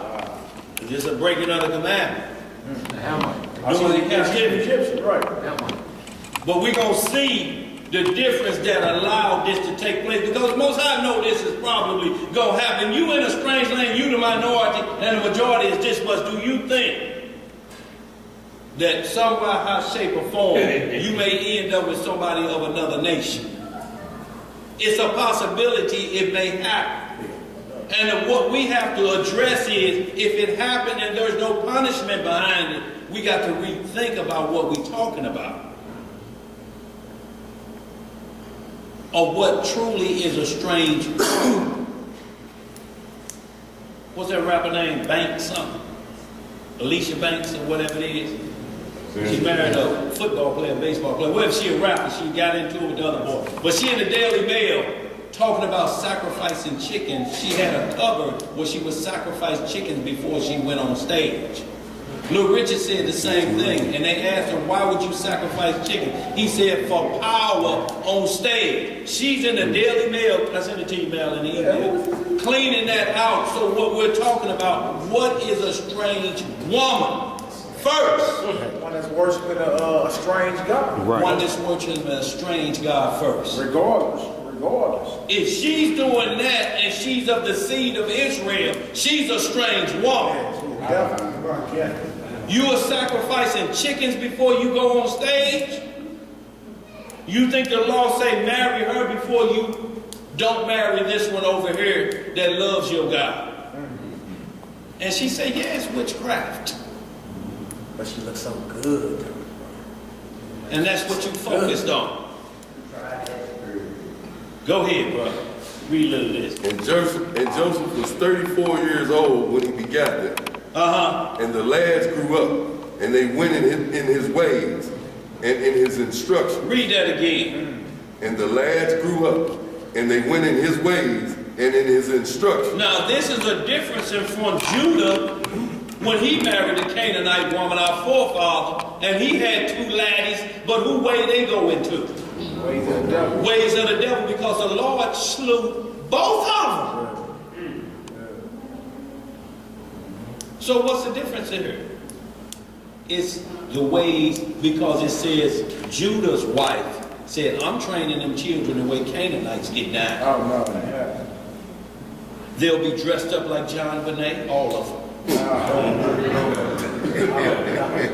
We're going to start them early. They'll have lust on them. You know these boys. What we read in the book of Joel. They dressed a boy up as a harlot, then they sold him for wine. Yo, they don't care if it's male or female. The deal is it's illegal sex underage. Go ahead, bro. And the lads grew up and they went in his ways and in his instructions. They did not deviate from the way which their father taught them, either to the right or the left. So can we say, because Joseph got a strange married 2 offspring, they ain't worthy, and they ain't never, you know, they followed their father's instructions. Yeah. No ways of Egypt. We doing what our daddy say do in the land of Egypt. And our daddy's in second in command round her. No fire. Go ahead. So he moved his house. Yes, sir. And the Most High was with the lads, and they grew up and had understanding and skill in all wisdom and in all the affairs of government. And all the king's officers and his great men of the inhabitants of Egypt exalted the lads, and they were brought up amongst the king's children. And the 7 years of plenty that were throughout the land were at an end, and the 7 years of famine came after them, as Joseph had spoken. And the famine was throughout the land, and all the people of Egypt saw that the famine had commenced in the land of Egypt, and all the people of Egypt opened their stores of corn, for the famine prevailed over them. And they found all the food that was in their stores full of vermin, and not fit to eat. And not what? And not fit to eat. What y'all think vermin is? Grass. So y'all, this is the chance you take when you start storing up. There's somebody already feasting. Right. Man, you ain't gonna believe this rat, John. What's up, rat herb? It's free food over here. We go over here and chew all day. Let's go. And you got stored up. What are you gonna do? How do you pick through what you think ain't been bit on by a rat? Right. If you left your hamburger out with and you came back and there's 2 marks in it, are you gonna peel that piece off? Dynamite Foods used to still sell it. Yeah. Go ahead. Boy. Go ahead. And the famine prevailed throughout the land. Right. And all the inhabitants of Egypt came and cried before Pharaoh, for the famine was heavy upon them. And they said unto Pharaoh, give food unto thy servants, and wherefore shall we die through hunger before thy eyes, even we and our little ones? Right. And Pharaoh answered them, saying, and wherefore do you cry unto me? Did not Joseph command that the corn should be laid up during the 7 years of plenty for the years of famine? And wherefore did you not take hearken unto his voice? And the people of Egypt answered the king, saying, as thy soul liveth, our Lord, thy servants have done all that Joseph ordered. For thy servants also gathered in all the produce of their fields during the 7 years of plenty, and laid it into the stores unto this day. So they say we followed the rule. But what happened? Go ahead. And when the famine prevailed over thy servants, we opened our stores, and behold, all our produce was filled with vermin, and was not fit for food. And when the king heard all that had befallen the inhabitants of Egypt, the king was greatly afraid on account of the famine, and he was much terrified. And the king answered the people of Egypt, saying, since all this has happened unto you, go unto Joseph, do whatever he shall say unto you, transgress not his command. Y'all see that? Transgress not the command. He gonna tell y'all how to get out of this situation that we in when you thought food was plentiful. Y'all, you can store up all you want. If you don't have the commandments of the Lord, vermin's gonna get in. And they're going to eat that which you was counting on if it ain't the covering of the law. Go eat. And all the people of Egypt went forth and came unto Joseph, and said unto him, give unto us food, and wherefore shall we die before thee through hunger? For we gathered in our produce during the 7 years as thou didst command, and we put it in store, and thus has it befallen us. And when Joseph heard all the words of the people of Egypt and what had befallen them, Joseph opened all his stores of the produce, and he sold it unto the people of Egypt. Right. And the famine prevailed throughout the land, and the famine was in all countries. But in the land of Egypt there was produce for sale. And all the inhabitants of Egypt came unto Joseph to buy corn, for the famine prevailed over them. And all their corn was spoiled, and Joseph daily sold it to all the people of Egypt. And all the inhabitants of the land of Canaan, and the Philistines, and those beyond Jordan, and the children of the east, and all the cities of the lands far and nigh, heard that there was corn in Egypt. And they all came to Egypt to buy corn, for the famine prevailed over them. So we see here Zechariah 14 is being put into place because all the nations are coming to Israel to eat. Y'all, it's a pattern that we've been going over and over throughout our captivity. Over and over. So y'all, we're just trying to show the comparison of what we're going through or what we're coming upon here in this land. Very shortly, y'all, it's going to get tense. There's another king that rose up that don't know Joseph. What they are prepared to put in. Y'all been seeing all the racial hatred that's coming out of there. And they saying, well, I didn't mean to say it like that. No, I'm not apologizing. That's what I meant. And these boys are being put into positions of power. Tomorrow. Is tomorrow January 1st? Yeah. The law go into Missouri. All can carry 18 and up, concealed with no CCW. If you get caught or you be in violation of carrying a weapon, so what does that mean? Stop and frisk coming, ain't it? Random. Random coming. Or more excuses.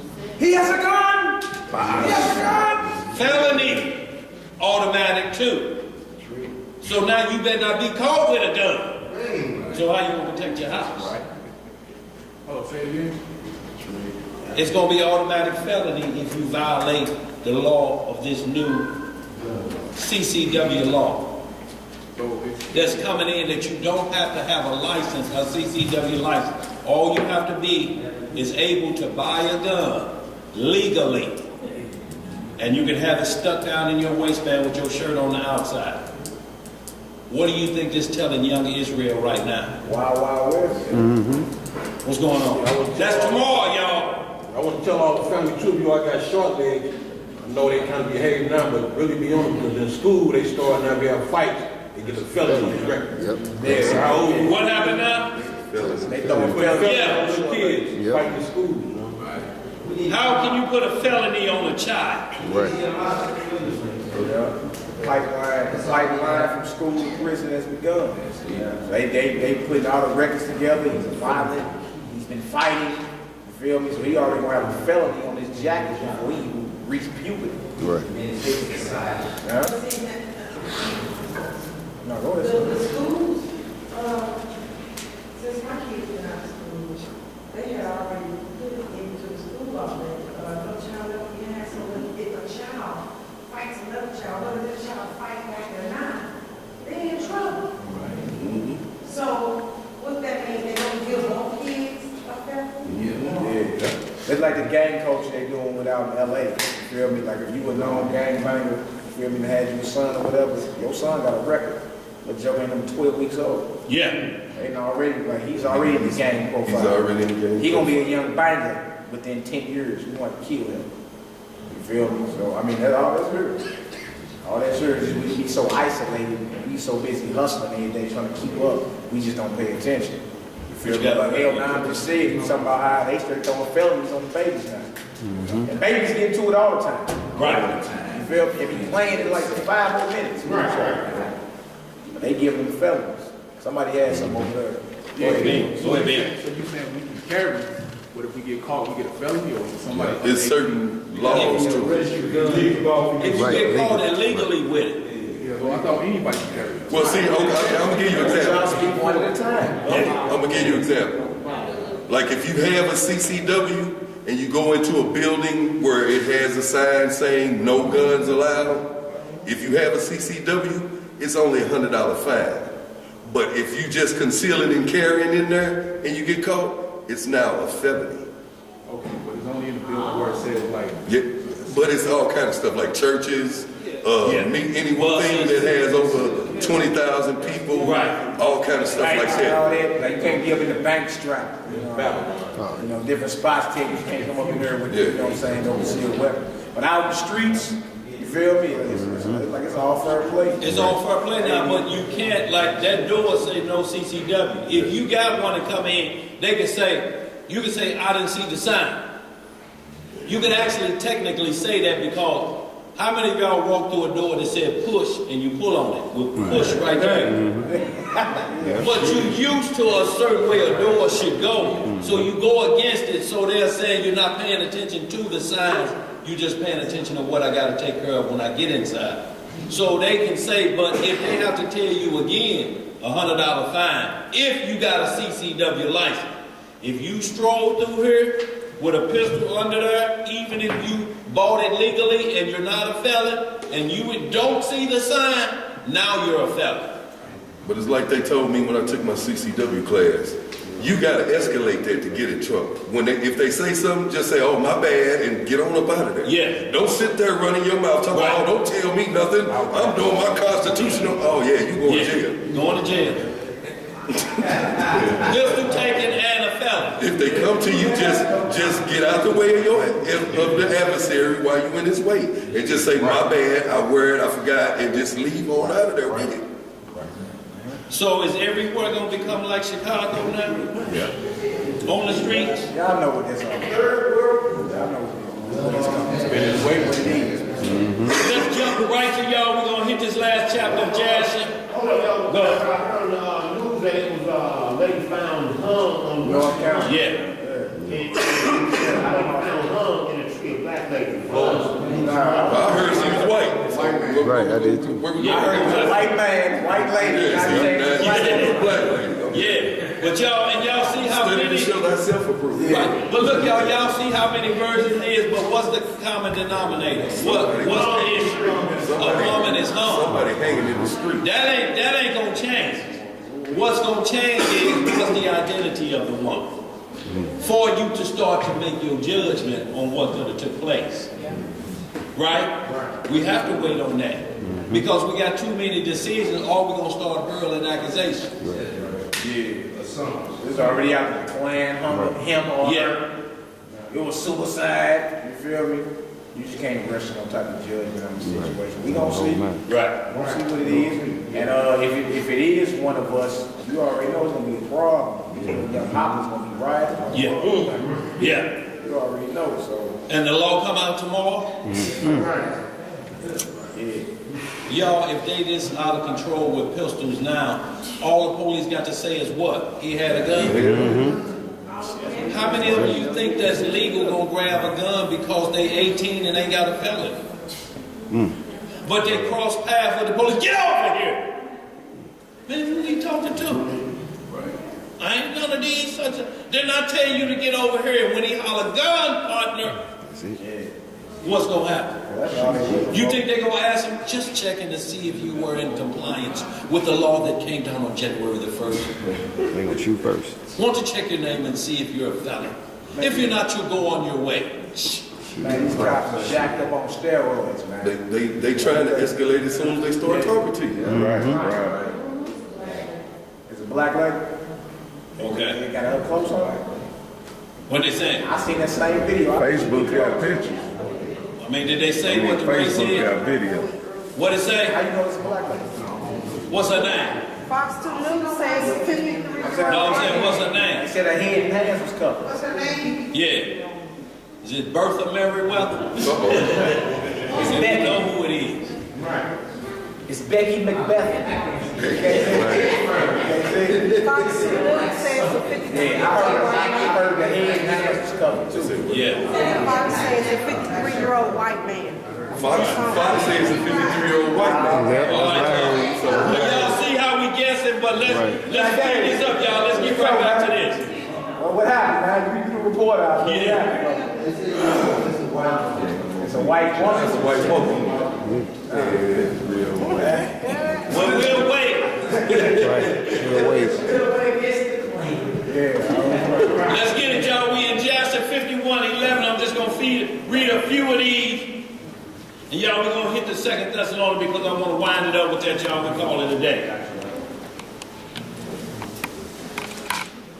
But something is very important when his brothers came to look for him and where they thought Joseph might be, because Joseph was a handsome young man. A handsome young man, very comely to look upon, just like King David would. Pretty boy. Pretty boy. Lucius lines around the jowl region. Denzel across the forehead.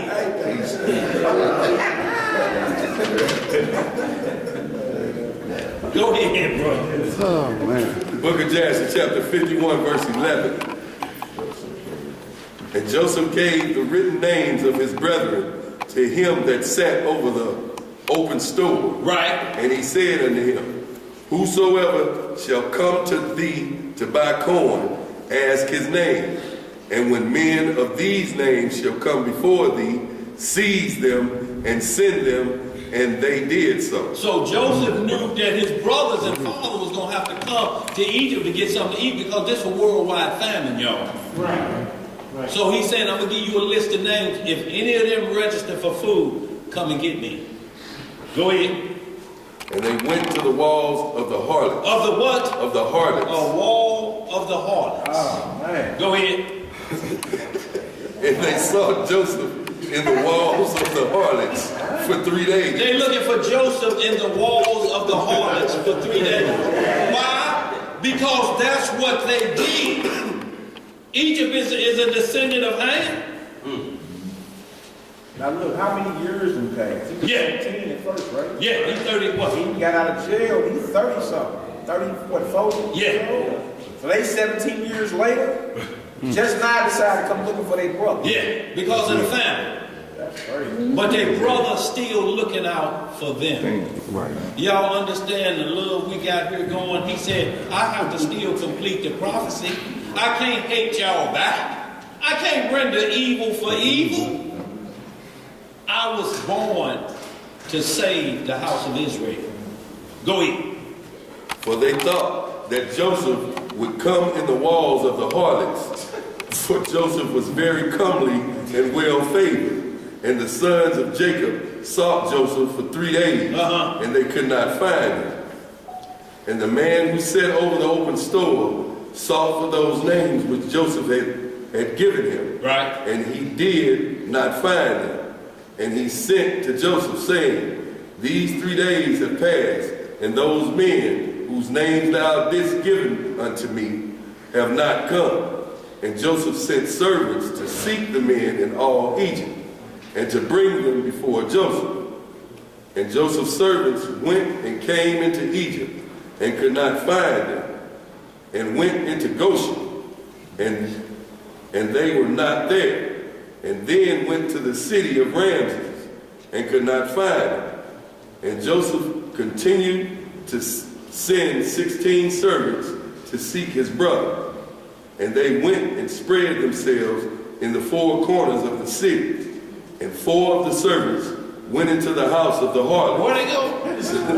Into the house of the harlots. Making it rain. And they found the 10 men there seeking their brother. Right. And those 4 men then brought them to him. And they bowed down to him to the ground. And Joseph was sitting upon his throne in his temple. In his what? In his temple. Clothed with princely garments. And upon his head was a large crown of gold. And all the mighty men were sitting around him.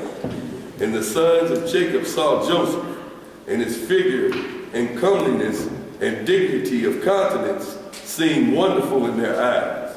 And they again bowed down to him to the ground. So right here, they don't even know this their brother, because just another 17 years later, ain't it? Yeah. Joseph 34 at this time. They looking like oh, that's, yeah, man, they sure picked them, didn't they? So if they are looking at this like Joseph was so handsome, men were in love with him. And that was a common practice, y'all. That's a common practice coming back to this earth at a rapid pace, y'all, while we in this captivity. Lee Daniels has just opened up another one with transsexuals that you're going to see on TV every day. Y'all, they're going to flood, or you going to turn that TV off. You're going to turn your Facebook off. They either say, if you're going to watch some of this. And we're going to keep showing you two men kissing. And if your loins tingle, Oh, my goodness. you better go into that closet immediately. No, that's just Yeah, I'm telling you. Every channel you're going to turn on is going to be there till they feel you get comfortable with this.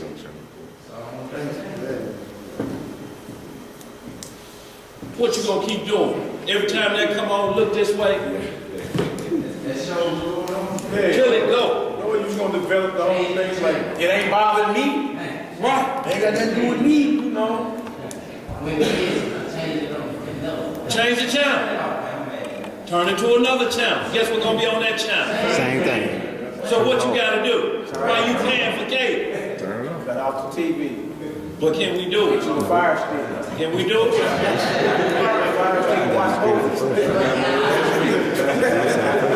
Y'all have to understand they prepare for everything we gonna try to do, y'all. This comes down to strict discipline. Because you have to understand where they were looking for their brother at. We ain't read yet once that they were making it rain. They just thought that this would be the common place that they would take him to. This is where we're going to start looking first. The wall of the harlots. Go ahead, brother. Where you at? You're just going to read a little bit more of this. Yeah. And Joseph saw his brethren and knew them, but they knew him not. For Joseph was very great in their eyes. Therefore, they knew him not. Right. And Joseph spoke to them, saying, From whence come ye? And they all answered and said, Thy servants has come from the land of Canaan to buy corn, for the famine prevails throughout the earth.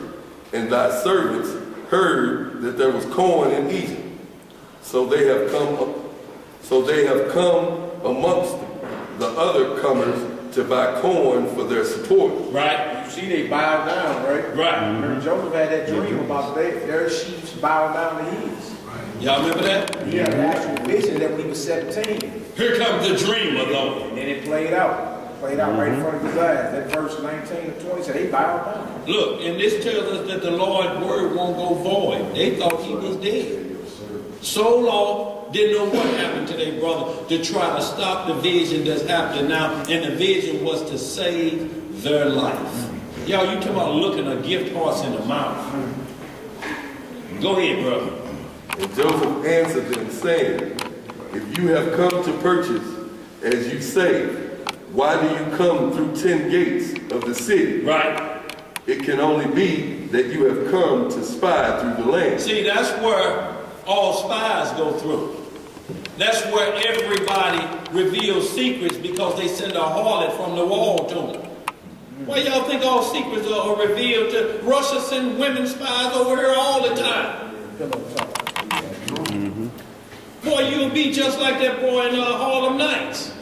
They called his wife a that sunshine that blood. Put your mama on the phone. Right. And what was she but a spy for Richard Pryor now? Y'all, it's been the same old thing over and over and over again. They never changed. Go ahead, brother.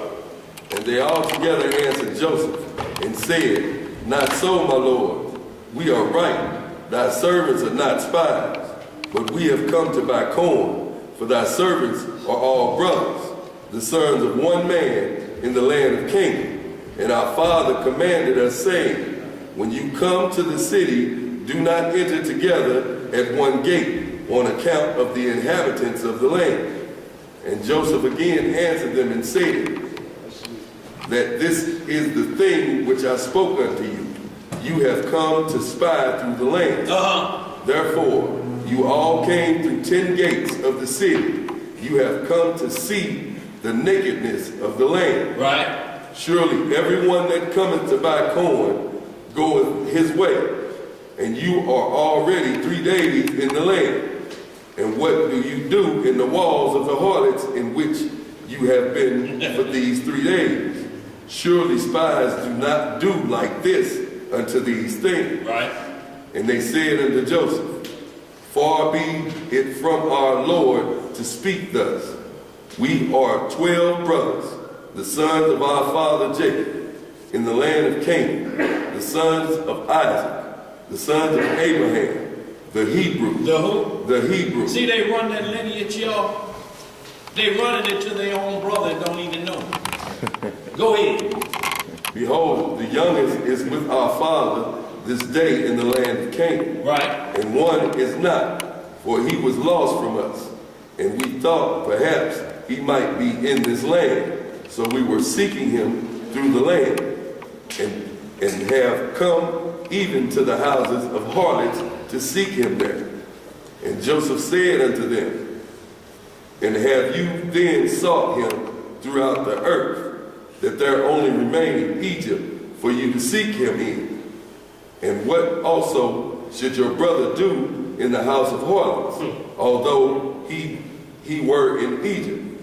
You have not said. Read that again. Have you not said that you are from the sons of Isaac, the son of Abraham? And what shall the sons of Jacob do then in the house of harlots? So he's asking the question, look, y'all come from the righteous people. What y'all doing up in Harlot house? What's going on? Y'all come here to make it rain, or y'all come for cold? Go ahead. And they said unto him, Because we heard that Ishmaelites stole him from us. Y'all heard this lie? Did the Ishmaelites steal Joseph? No. They sold him to him. Go ahead. And it was told unto us that they sold him in Egypt. And thy servant, our brother, is very comely and well favored. So we thought he would surely be in the house of harlots. Therefore thy servant went there to seek him and give ransom for him. Right. And Joseph still answered them, saying, Surely you speak falsely and utter lies, to say of yourselves that you are the sons of Abraham. As Pharaoh liveth, you are spies. Saying Joseph know who they is, but he playing on him. He like, y'all talking about somebody stole me. Yeah. I'm looking right at y'all and know y'all lies. Y'all throw me in that hole, strip that coat off of me. Y'all think I forgot? Go ahead, brother. Therefore have you come to the house of harlots, that you should not be known. And Joseph said unto them, And now, if you find him, and his master require of you a great price, will you give it for him? And they said, It shall be given. Right. And he said unto them, And if his master will not consent to part with him for a great price, what will you do unto him on this account? And they answered him, saying, If he will not give him unto us, as we will slay him and take our brother and go away. Right, so they like, don't get it twisted now. If we find them here, that people you just mentioned, Abraham, Isaac, and Jacob, you know how we get down. You done heard about that too. Go ahead. And Joseph said unto them, That is the thing which I have spoken unto you. You are spies, for you are come to slay the inhabitants of the land. For we heard that 2 of your brethren smote all the inhabitants of Shechem in the land of Canaan on account of your sister. On account of your what? Sister. Right. And now you come to do the like in Egypt on account of your brother. Right. Only hereby shall I know that you are true men, if you will send home one from amongst you to fetch your youngest brother from your father, and bring him here unto me. And by doing this thing, I will know that ye are right. And Joseph called to 70 of his mighty men, and said unto them, take these men and bring them into the ward. Keep reading, brother. And that the mighty man took the 10 men, they lay hold of them and put them into a ward, and they were in the ward 3 days. And on the 3rd day Joseph had brought out of the ward, and he said unto them, do this for yourselves, if you be true men, so that you may live. One of your brethren shall be confined in the wards, whilst you go and take home the corn for your household to the land of Canaan. Jump down to verse 40. Verse 40. And all the valiant men of Joseph were terrified at the sound of the shriek. So back it up. Yeah, 39. 39. Okay. And Joseph said unto them, seize this man and confine him in prison until his brethren come to him. And Joseph's valiant men hastened, and they all laid hold of Simeon and bound him. And Simeon gave a loud, terrible shriek, and the cry was heard at a distance. And all the valiant men of Joseph were terrified at the sound of the shriek, that they fell upon their faces. Right. And they were greatly afraid and fled. Brother said sons of Jacob had spiritual power. Right. He could yell so loud. What's that account where he made somebody miscarry? Yeah. Maybe it's in the jazz. It's in the jazz. Simeon let off a shriek so loud, and all the women in the land miscarried one time. Crazy, God, yeah, serious. Brothers had supernatural strength. Yeah. And we say 2 of y'all laid down the whole city of shepherd. You heard about y'all. You know what it is, you know what I'm saying? Go ahead, brother. And all the men that were with Joseph fled, for they were greatly afraid of their lives. And only Joseph and Manasseh, his son, remained there. See, all them run off was Egyptians.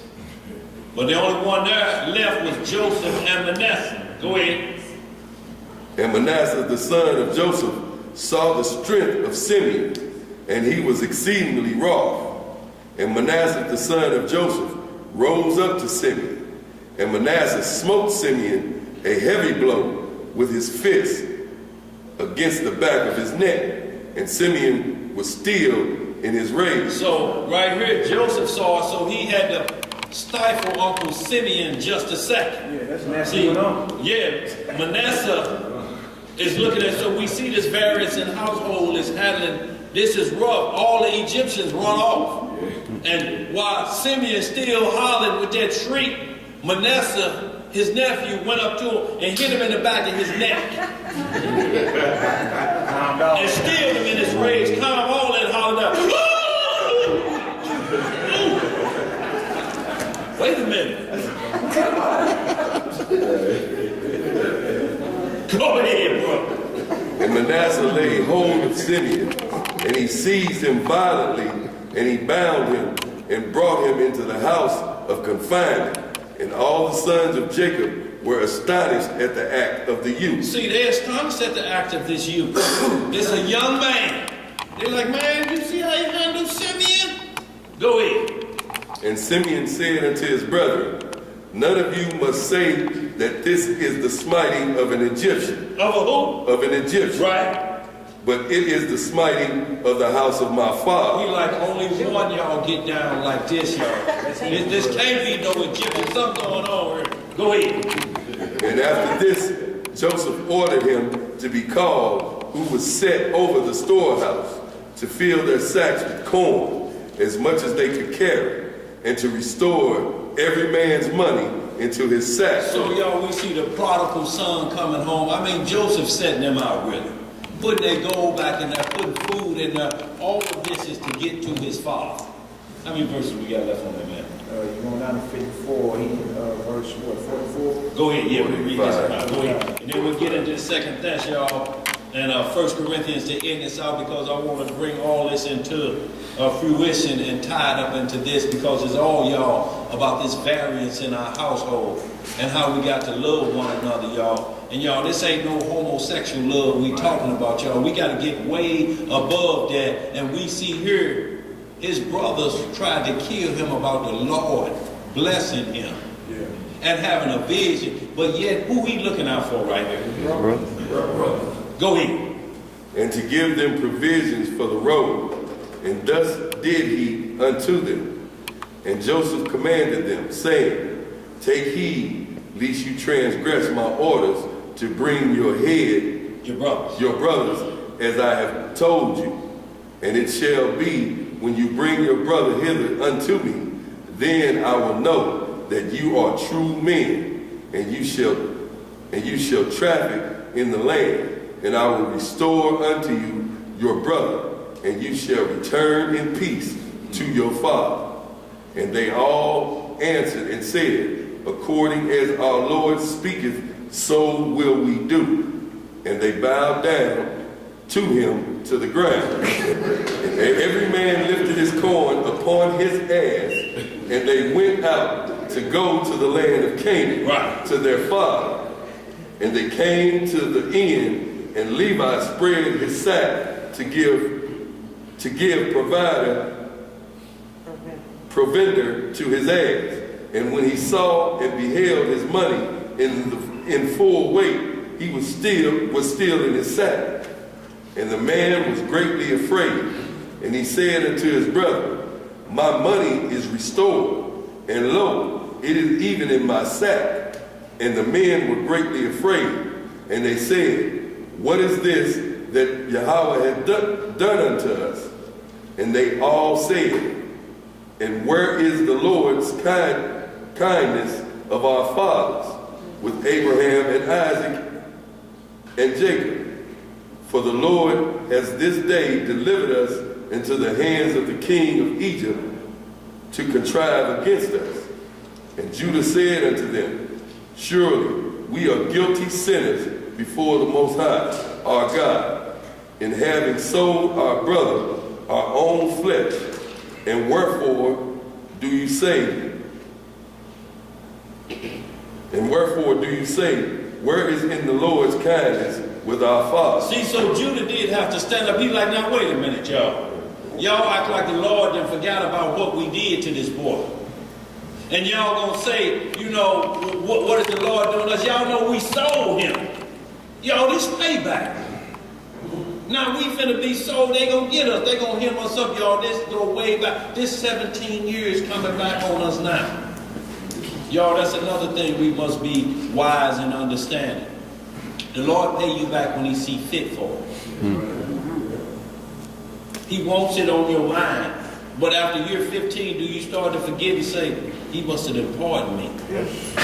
You don't get to make that decision. Go ahead. And Reuben said unto them, said I not unto you, do not sin against the lad. Now you see, all of them know what it's about. Man, I told y'all don't do that. Didn't I say it? Didn't I say it? Go ahead. And you would not listen to me? Now God requireth him from us. And how dare you say, where is the Lord's kindness with our fathers, whilst you have sinned unto the Lord? And they tarried overnight in that place.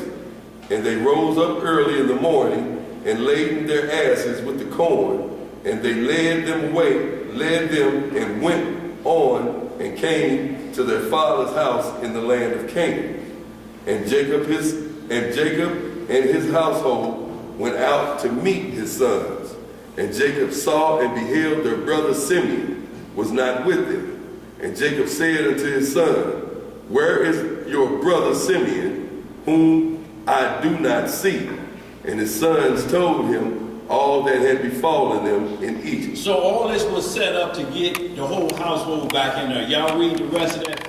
Chapter 52, chapter 53, and 55 is him honoring his father and setting his father up in the land. Joseph had everything. You can see all the gifts that was given. When you get into the 56th chapter, you see how a funeral was supposed to be performed. The 12 tribes carried their father's funeral. It was the most observant and honored funeral on planet Earth history. Y'all get into that 56th chapter and y'all see how they did for their father in his deathbed, you know. But what I want to get to right now is 2 Thessalonians, y'all, 1 Corinthians 5 and 9, because we see y'all here that this drama, this in-house problem can last a long time, y'all. And in a long time, we see that Joseph was not mad or angry with malice in his heart against his brothers. He wasn't doing what he was doing to get payback. All he was doing was letting them know, y'all better pay attention when the Lord puts his prophecy on somebody. And jealousy, you can't have that spirit on you. Once you're jealous of somebody else, of their gift that the Lord has bestowed upon them. When somebody brag about one gift, y'all, they dangerous. Y'all watch out. Y'all hear what I'm saying? If somebody brag about one of the gifts that mentioned in 1 Corinthians 12, that's 9 gifts minimum just there. And they're bragging over one like it's the best one. But when you read about the gifts, you'll find out that the book that talks about the gifts say that this one is better than the one you're bragging about. And what we're talking about is the gift of tongues. It says, greater is he that what? Prophesy than he that speaketh with tongue. Y'all, look, we ain't saying don't speak Hebrew by no means under the sun. What we are saying is, if you got to break this off to somebody and you starting off in Hebrew, if it ain't an interpreter sitting there to interpret in English, you wasting your time.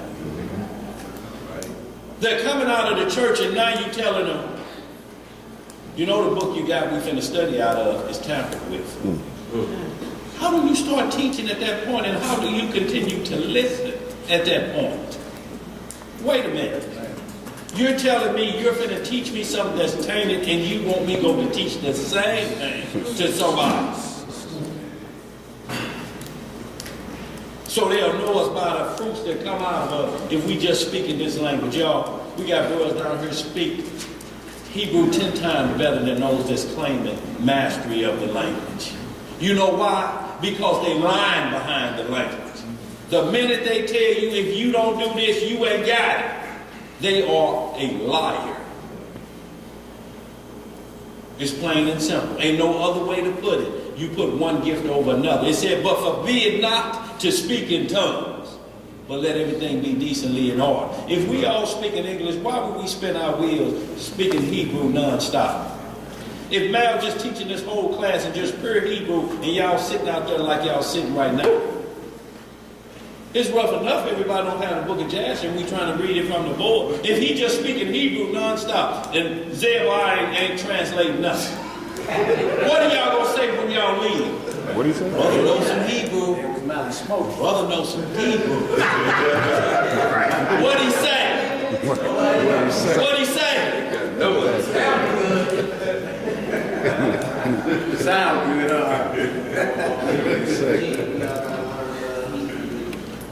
Y'all, let's get right to 2 Thessalonians, y'all, so that we don't lose sight on this, and our brethren who come with this, y'all, we still got to have a level of mercy that they turn back to the Most High. Yes, sir. Y'all, we're going to these last 2 scriptures, y'all, we're going to close out. We're going right to some 2 Thessalonians chapter 3. Yeah, we're going to read that, only a few verses, y'all. And this warns us about coming in this situation, and it tells brothers how to deal with craziness in Israel, because we cannot immediately write everybody off, but it tells you, how do you deal with somebody that's doing this type of stuff to you and maintain the love for Israel? Because y'all, that's an in-house problem. Regardless of what's happening here, the rest of the world see the infighting. Y'all don't think that this is what they talk about Chicago. It's what killing what? What they say? It's black on black crime, and y'all worried about the police. So y'all, there's a fix for that while we in this captive land. Because if they have to put the fix down, y'all, it's going to be awful rough if we don't learn to fix this situation ourselves and your household. Go ahead, brother. Where we at? Second Thessalonians chapter 3. Yeah. Verse 1? Yes, sir. The book of Second Thessalonians chapter 3, verse 1. Everybody there? Finally, my brethren, pray for us. Do what? Pray for us. That the word of the Most High may have free course and be glorified, even as it is with you. Right. And that we may be delivered from unreasonable and wicked men. What we going to be delivered from? And that we may be delivered from unreasonable and wicked men. See, y'all, when it says unreasonable, what do y'all think that means? You can't reason. You can't get no, so why do we continue to do this, y'all? We can't go back and forth non-stop with this foolishness that's out there when we didn't ask a simple question. If we don't learn Hebrew, do we get a chance at the kingdom? That ain't hard. Is that a yes or no answer? Even if it's no, then we're going to ask why, and you must explain. If you say yes, then we still want to hear why, chapter, and verse. Go ahead, brother. 2 Thessalonians chapter 3, finish off verse 2. And that we may be delivered from unreasonable and wicked men. For all men have not faith. What all men have? Have not faith. Right. But the Most High's faith, who shall establish you and keep you from evil. And we have confidence in the Most High touching you, that ye both do and will do the things which we command you. Right. And the Most High direct your hearts into the love of God and into the patient wait for Christ. Now we command you, brethren, in the name of our Lord Jesus Christ, that ye withdraw yourselves from every brother that walketh disorderly, and not after the tradition which he received of us. It says you withdraw yourself. Does this mean you leave them alone? What it means is you're getting into the teaching of feeding with a long-handled spoon. Withdraw yourself. Understand what it's saying. You find yourself not in the company of that person, y'all. Because why? Birds of a feather do what? See, so you got to withdraw yourself so that you don't get pulled into that. Go ahead, brother. 2 Thessalonians chapter 3, verse 8. For yourselves know how ye ought to follow us, for we behave not ourselves disorderly among you. Right. Neither did we eat any man's bread for naught. For what? For naught. See, when you eat any man's bread for naught, that's a backdoor beggar. Yeah. Somebody you eating off of their table, trying to get it for free, and you gonna hustle it on the other end. I'm gonna get a come up off of another man's bread. The scripture tell us about that type of begging. It's not to be counted as a life when you're eating off another man's table. Right. Go ahead. Neither did we eat any man's bread for naught, but wrought with labor and travail night and day, that we might not be charged with any of you. See, y'all, so that can't be on your jacket or your head. You don't want nobody to say, nigga, I took care of y'all. Not in that sense like that. Not like what Joseph is doing here. Joseph know what the vision was about and what he has to do. He's already interpreted dreams. He's just, the fulfillment of what he told his brothers was 17 years later. Can y'all imagine that? Where's patience in this thing? Yeah. He's breaking this vision down. This is 17 years later. So you saying we gonna bow to you and mama and daddy? 17 years later. That's when it happened. Go ahead, brother. Verse 9. Not because we have not power, but to make ourselves an example unto you to follow us. See, so what we doing is, I tell you what, we'll back away from you then. So you see an example. So we won't get caught up in the midst of what you're doing. You're going to handle yourself. Do what you're doing, partner, but we're going to be over here. Go ahead, brothers. Verse 10. For even when we were with you, this we commanded you, that if any would not work, neither should he eat. So that's the order. Look, we command this. We told y'all this from the beginning. And this is work and talking about any type of spiritual work. You can't eat off another brother's gift.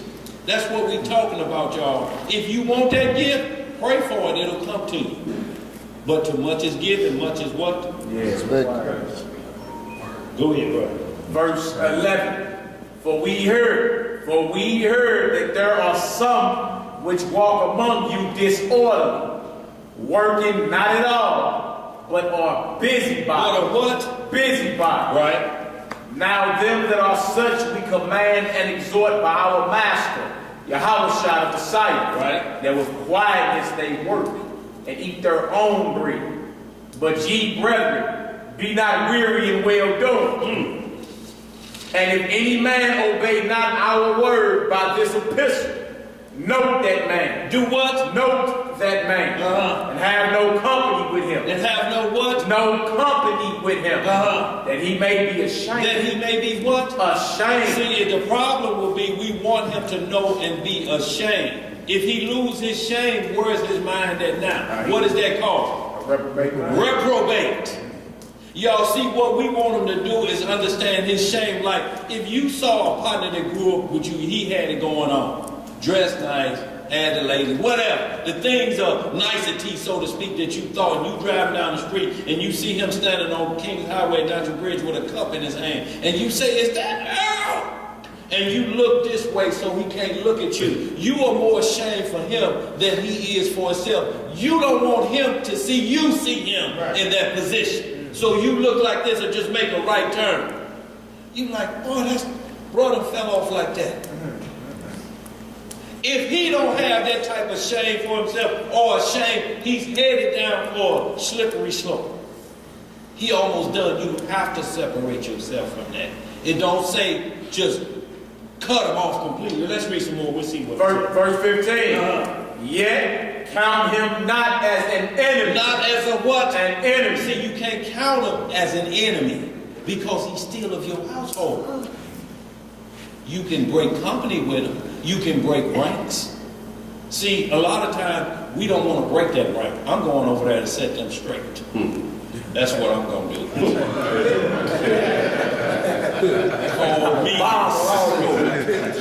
Call me this. And I'm going to get it in right before nightfall. Go ahead. But admonish him as a brother. But do what? Admonish him as a brother. That means chastise him as a brother as you would do any other brother. Yeah, warn him. But you got to feed him with a long-handled spoon, y'all. When he keep realizing and finding out that things was going on without him, he will be ashamed. And hopefully he will come back not blaming somebody else but himself. Right. Man, I was tripping. Man, the devil is real as the day is long. Man, the thoughts that I had, man, I'm back though. Right. But that don't mean just, okay, brother, you have to look for straightening up. Right. Because to forgive y'all, if he repent, then we forgive according to Luke 17, 1 through 4. No doubt. He has to repent first. Y'all, I'm sorry. Y'all, we don't have a put-out program down here. What we have is a law and order program we're working on from the order of Melchizedek, High Priest Christ, Yahushua, given to him by his Father. That's the program we're working on. If you ain't with that program, you in the wrong room. It's the only program going to be worked down here. That's a program to make sure that we don't fight amongst each other, because guess what? You're working on a plan to live around each other starting off at 1,000 years. You think we're going to be in the kingdom? Here come the dreamer. Look at this nigga. Man, you know he was doing that same thing when we was in the old world. Now here he come again. I guess his name gonna go up on one of the gates of the kingdom. Here this dream will come. No, we got to get that fixed before that happens. Go ahead, bro. What verse you in now? I'm in verse 16. Okay. Now the Lord peace himself give you peace always, by all means. What he do? Now the Lord or Master of peace himself give you peace always, by all means. Lord be with you all. So the Most High give you peace all the time. Does that mean you let your guards down? No. We see Solomon had 60 swordsmen around his chains, ready to draw swords.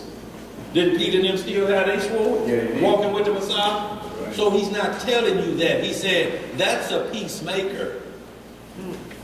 But I want you to have peace in your life. I don't want you to have to use that. Look, you're not looking for war. You're looking for peace. Right. But if war come, you ready. Right. Y'all don't buy a fire extinguisher because y'all expect the house to catch on fire, do you? But what you got it there for? In what? In case of what? You're not looking for that. She ain't been able to cook. I don't know why I married her. She gonna try to cook tonight. Let me go buy a fire extinguisher. You don't do that.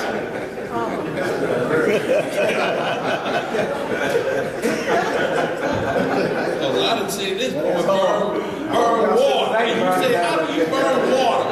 Forgot it was boiling for the hot dogs, and it boiled out and it burned up the hot. Nothing but water.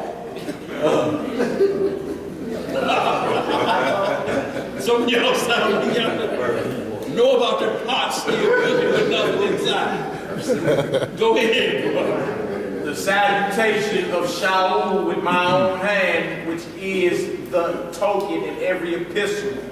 So I write, the grace of our Master, Yahushua the Messiah, be with you all. Amen. Let's hit this last one, 1 Corinthians 5 and 9. And then, y'all, we're going to close out, y'all, because there's a lot of things going to come to pass, y'all. This is coming to test and the times and the trials and tribulation of the children of Israel, y'all, in these coming days, y'all. It's about to get rough out here, y'all. We're not trying to scare y'all. All we're trying to do is get y'all prepared. That's right. Y'all, if it's somebody that like feed them with a long-handled spoon, y'all, that's the best way to do it so you have peace.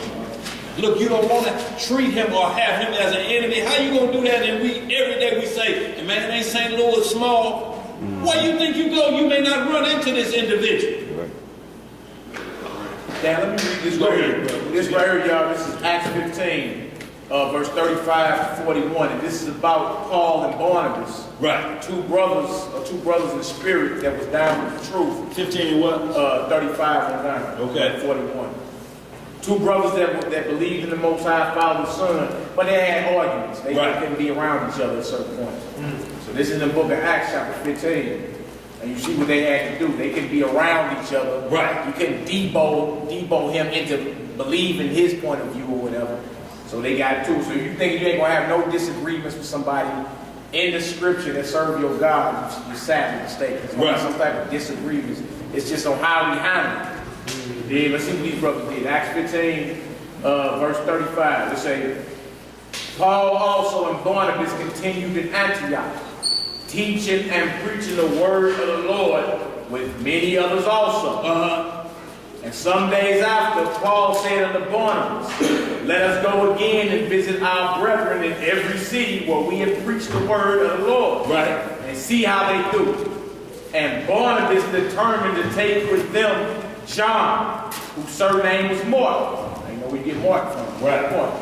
And Paul thought not good to take him with them, who departed from them from Pamphylia, and went not with them to the word.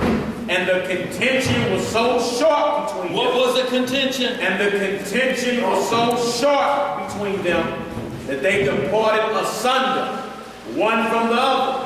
And so Barnabas took Mark and sailed unto Cyprus, and Paul chose Silas and departed, being recommended by the brethren unto the grace of the Most High. Right. And he went through Syria and Cilicia, confirming the churches.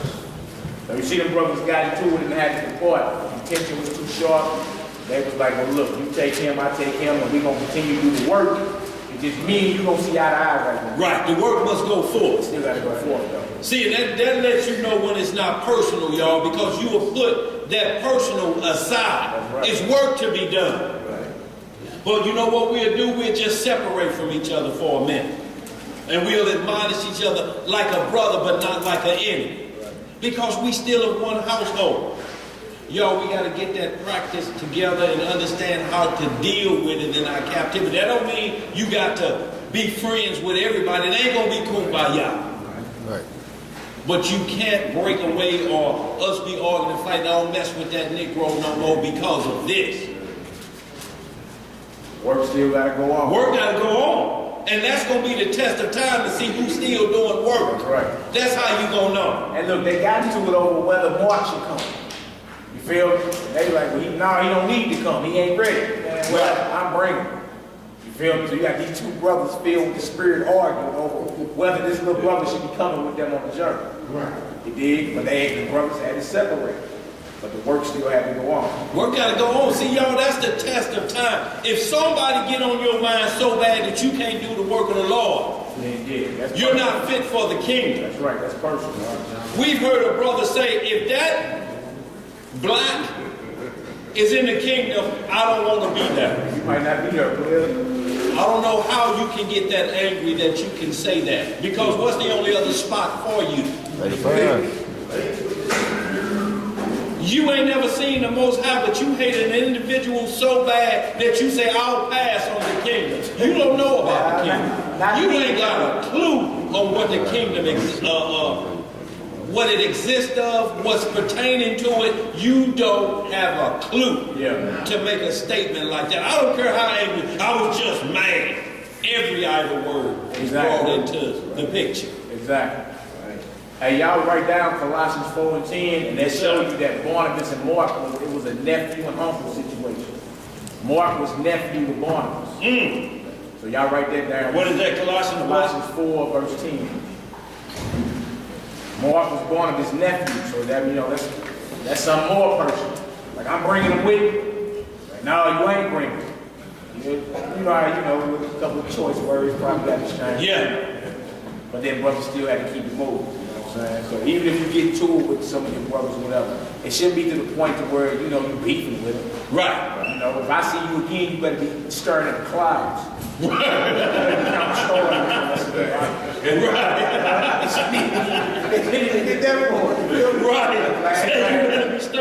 Hey, he hard-headed right now, I can't be around. Right. What does he say that again, bro?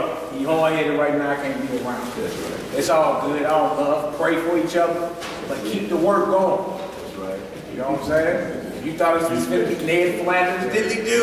Right. Brothers, we got differences. We don't agree on all the same things. Right.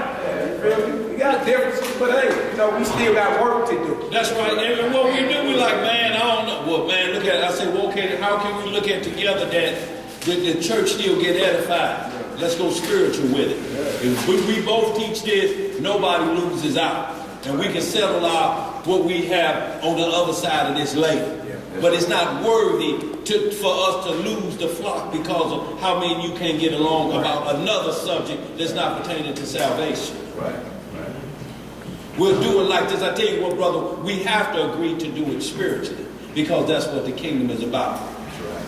And then that's the test to see who's fleshly. Yeah. Because you're going to agree to spiritual, you have to. Right. But I'm going to do it over here and you do it over there. And then we'll see how it doesn't end up like what Joseph we just reading about. Go ahead, finish that off, man. You finish that? Yeah, I'm done. Hit this 1 Corinthians 5 and 9, y'all. We out. Start about,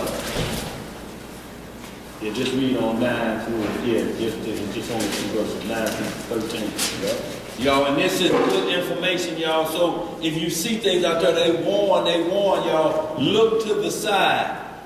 This says, I'll take the high road. Makes his point, but say, I'm going to take the high road. And the high road, if it makes sure that you continue to get fed. De-escalate the situation. What you just say now? That you continue to get fed. If you're not getting fed, ain't no need you being to a side that's keeping you hungry.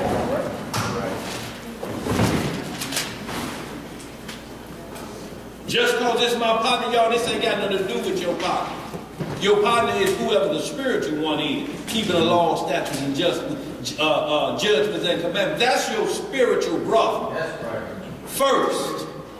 And if that ain't Israel, who cares? Y'all, I'm not telling y'all to go seek out somebody. If we can't do it with each other, what are you going to do? You think you're going to do this in the kingdom? Cliques in the kingdom?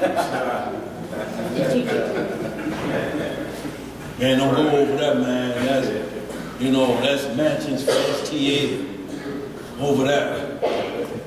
Yeah, them niggas hanging out over there with them 1,000 sheep on the hill. Yeah, don't go by there.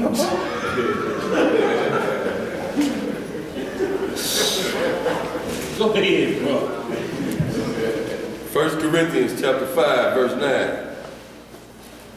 I wrote unto you an epistle, not to company with fornicators. Not to do what? Company with y'all, fornicators. Again, y'all, the word is company. This don't mean, y'all, we have to cut them off completely. It said you just can't be in company. You just can't ride and you know what this is up to. Company. Bad company, y'all. This is all we're talking about, just keeping company. The script ain't never said hate Israel. It ain't never said that. We see what happened with Joseph when they hated their brother, they start plotting. It's the only out for you to start plotting, killing. If he don't listen to you on Facebook, what's that? Nigga, look out your window. And just send your roaring the engine back.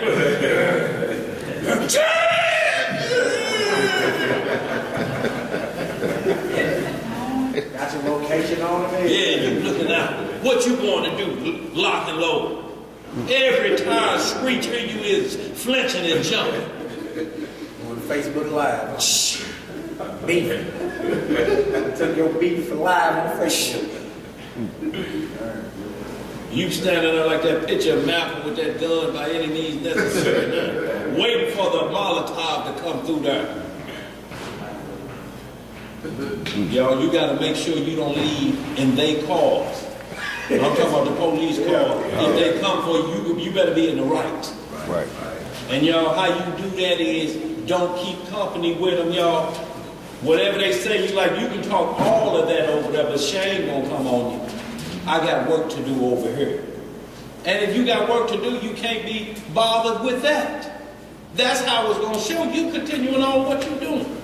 Man, I don't care nothing about that. Tell them I love you. That's right. Huh? The person bringing that to busybody. Man, I'm just hearing, I'm just saying. I'm just saying. Wait a minute, ain't you got beef with this same person? Yeah, I said, did y'all beef get straightened out before you come over here to talk to me? Oh, no, it didn't. So you bypass your beef with this same person to come tell me he got beef with me. What's wrong with that picture? You like beef. Yeah, why you feel comfortable with telling? Tell them I love them. Go back and report that. And watch you don't hear nothing else. You won't hear nothing else. When you see that individual, did you tell them I love them? Then get around to it. 1 Corinthians 5. Verse 10. Yeah. Yet not altogether with fornicators of this world, Right. or with covetous, or with extortioners, or with idolaters, for then must ye needs go out of the world. Right. If you're going to hang around them like that, you got to get out of what we talking about doing. You back in your old ways. You got to get away from us. You back to your old self. And you know what old self was before you came into this. Right. Go ahead. But now I have written unto you not to keep company.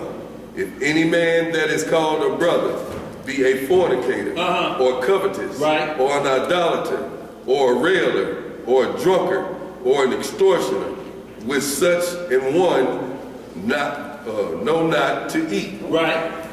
For what have I to do to judge so them without? Do not ye judge them that are within?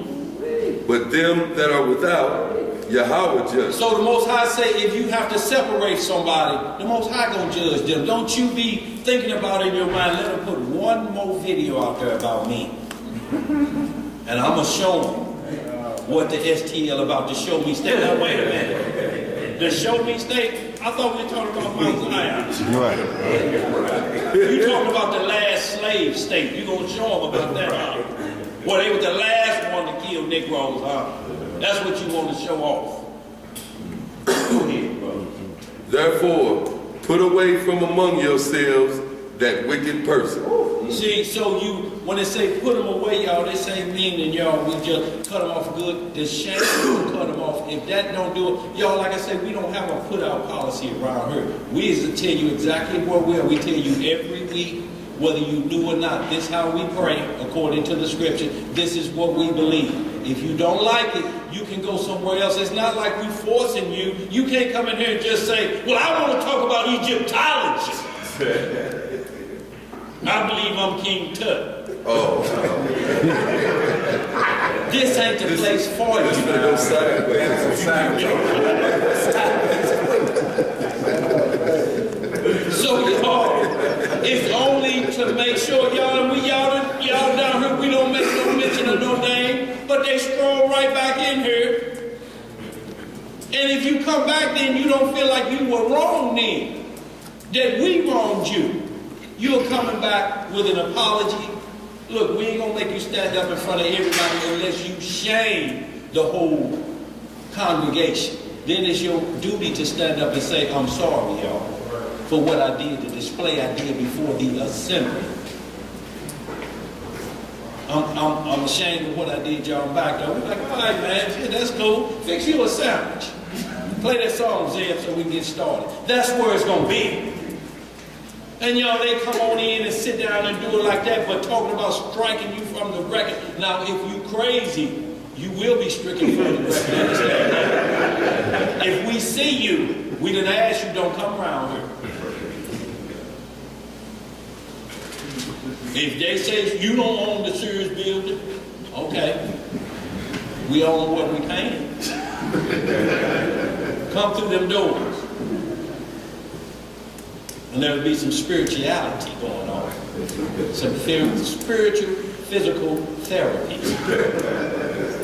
The laying on of hands. Yeah. So y'all, we're going to close out with that. Anybody got any questions or concerns? What you got here now? I was going to say, read that 6 and 1. Go ahead. Anybody still there? You there? And next verse. First Corinthians, read it there now while you got it up. 1 Corinthians 6 and 1. There are any of you having a matter against another, go to law before the unjust. See there, y'all? If it's just scriptures hurled. See, you Deuteronomy 10 and 9. Will you Leviticus 15 and 10? Will you, and you just going along with each other, hurling scripture. The law is not for a righteous man. I shouldn't be hurling scriptures at you to prove anything about you. There's 10 other people that scripture I just said meant for them too. No, we can't go to the law with each other. Go ahead, you got some more you're going to read on that? It say, and not before the saints. And not before the saints. How you going to go to the law with one another before the unbelievers? How we arguing before the whole world and we trying to gain the whole world? The law is not for a righteous man. When we understand what that means, y'all will be better off. What you got back there? Leviticus 19:17. What it say? Thou shalt not hate thy brother in thy heart. Right? Thou shalt in any wise rebuke thy neighbor, and not suffer sin upon him. Read verse 18. Thou shalt not avenge nor bear any grudge against the children of thy people, but thou shalt love thy neighbor as thyself. As thou what? As thyself. And I pulled that reading about Joseph, talking about his brother, what they did to him, and how he handled the matter back. He didn't render evil for evil. Right. Could have, because they didn't even know him. He was in position to do it. Yeah. He was in position to smite him. Right. And he didn't do it. It's the same way David was in position to kill Saul. The Lord put Saul in his hand 3 times for trying to kill him. And he said, I'm not going to put my hands on the Lord's anointed. That's right. But he did put his hands on the one that helped Saul commit suicide and brought him the crown. He's like, oh, you said that with your own mouth? You have Saul killed. Yes, Lord. And I brought you his crown. Thinking he going to get the right hand of David. David said, you just done signed your own death. You just done healed yourself. Take him away. Put him down. Put him down.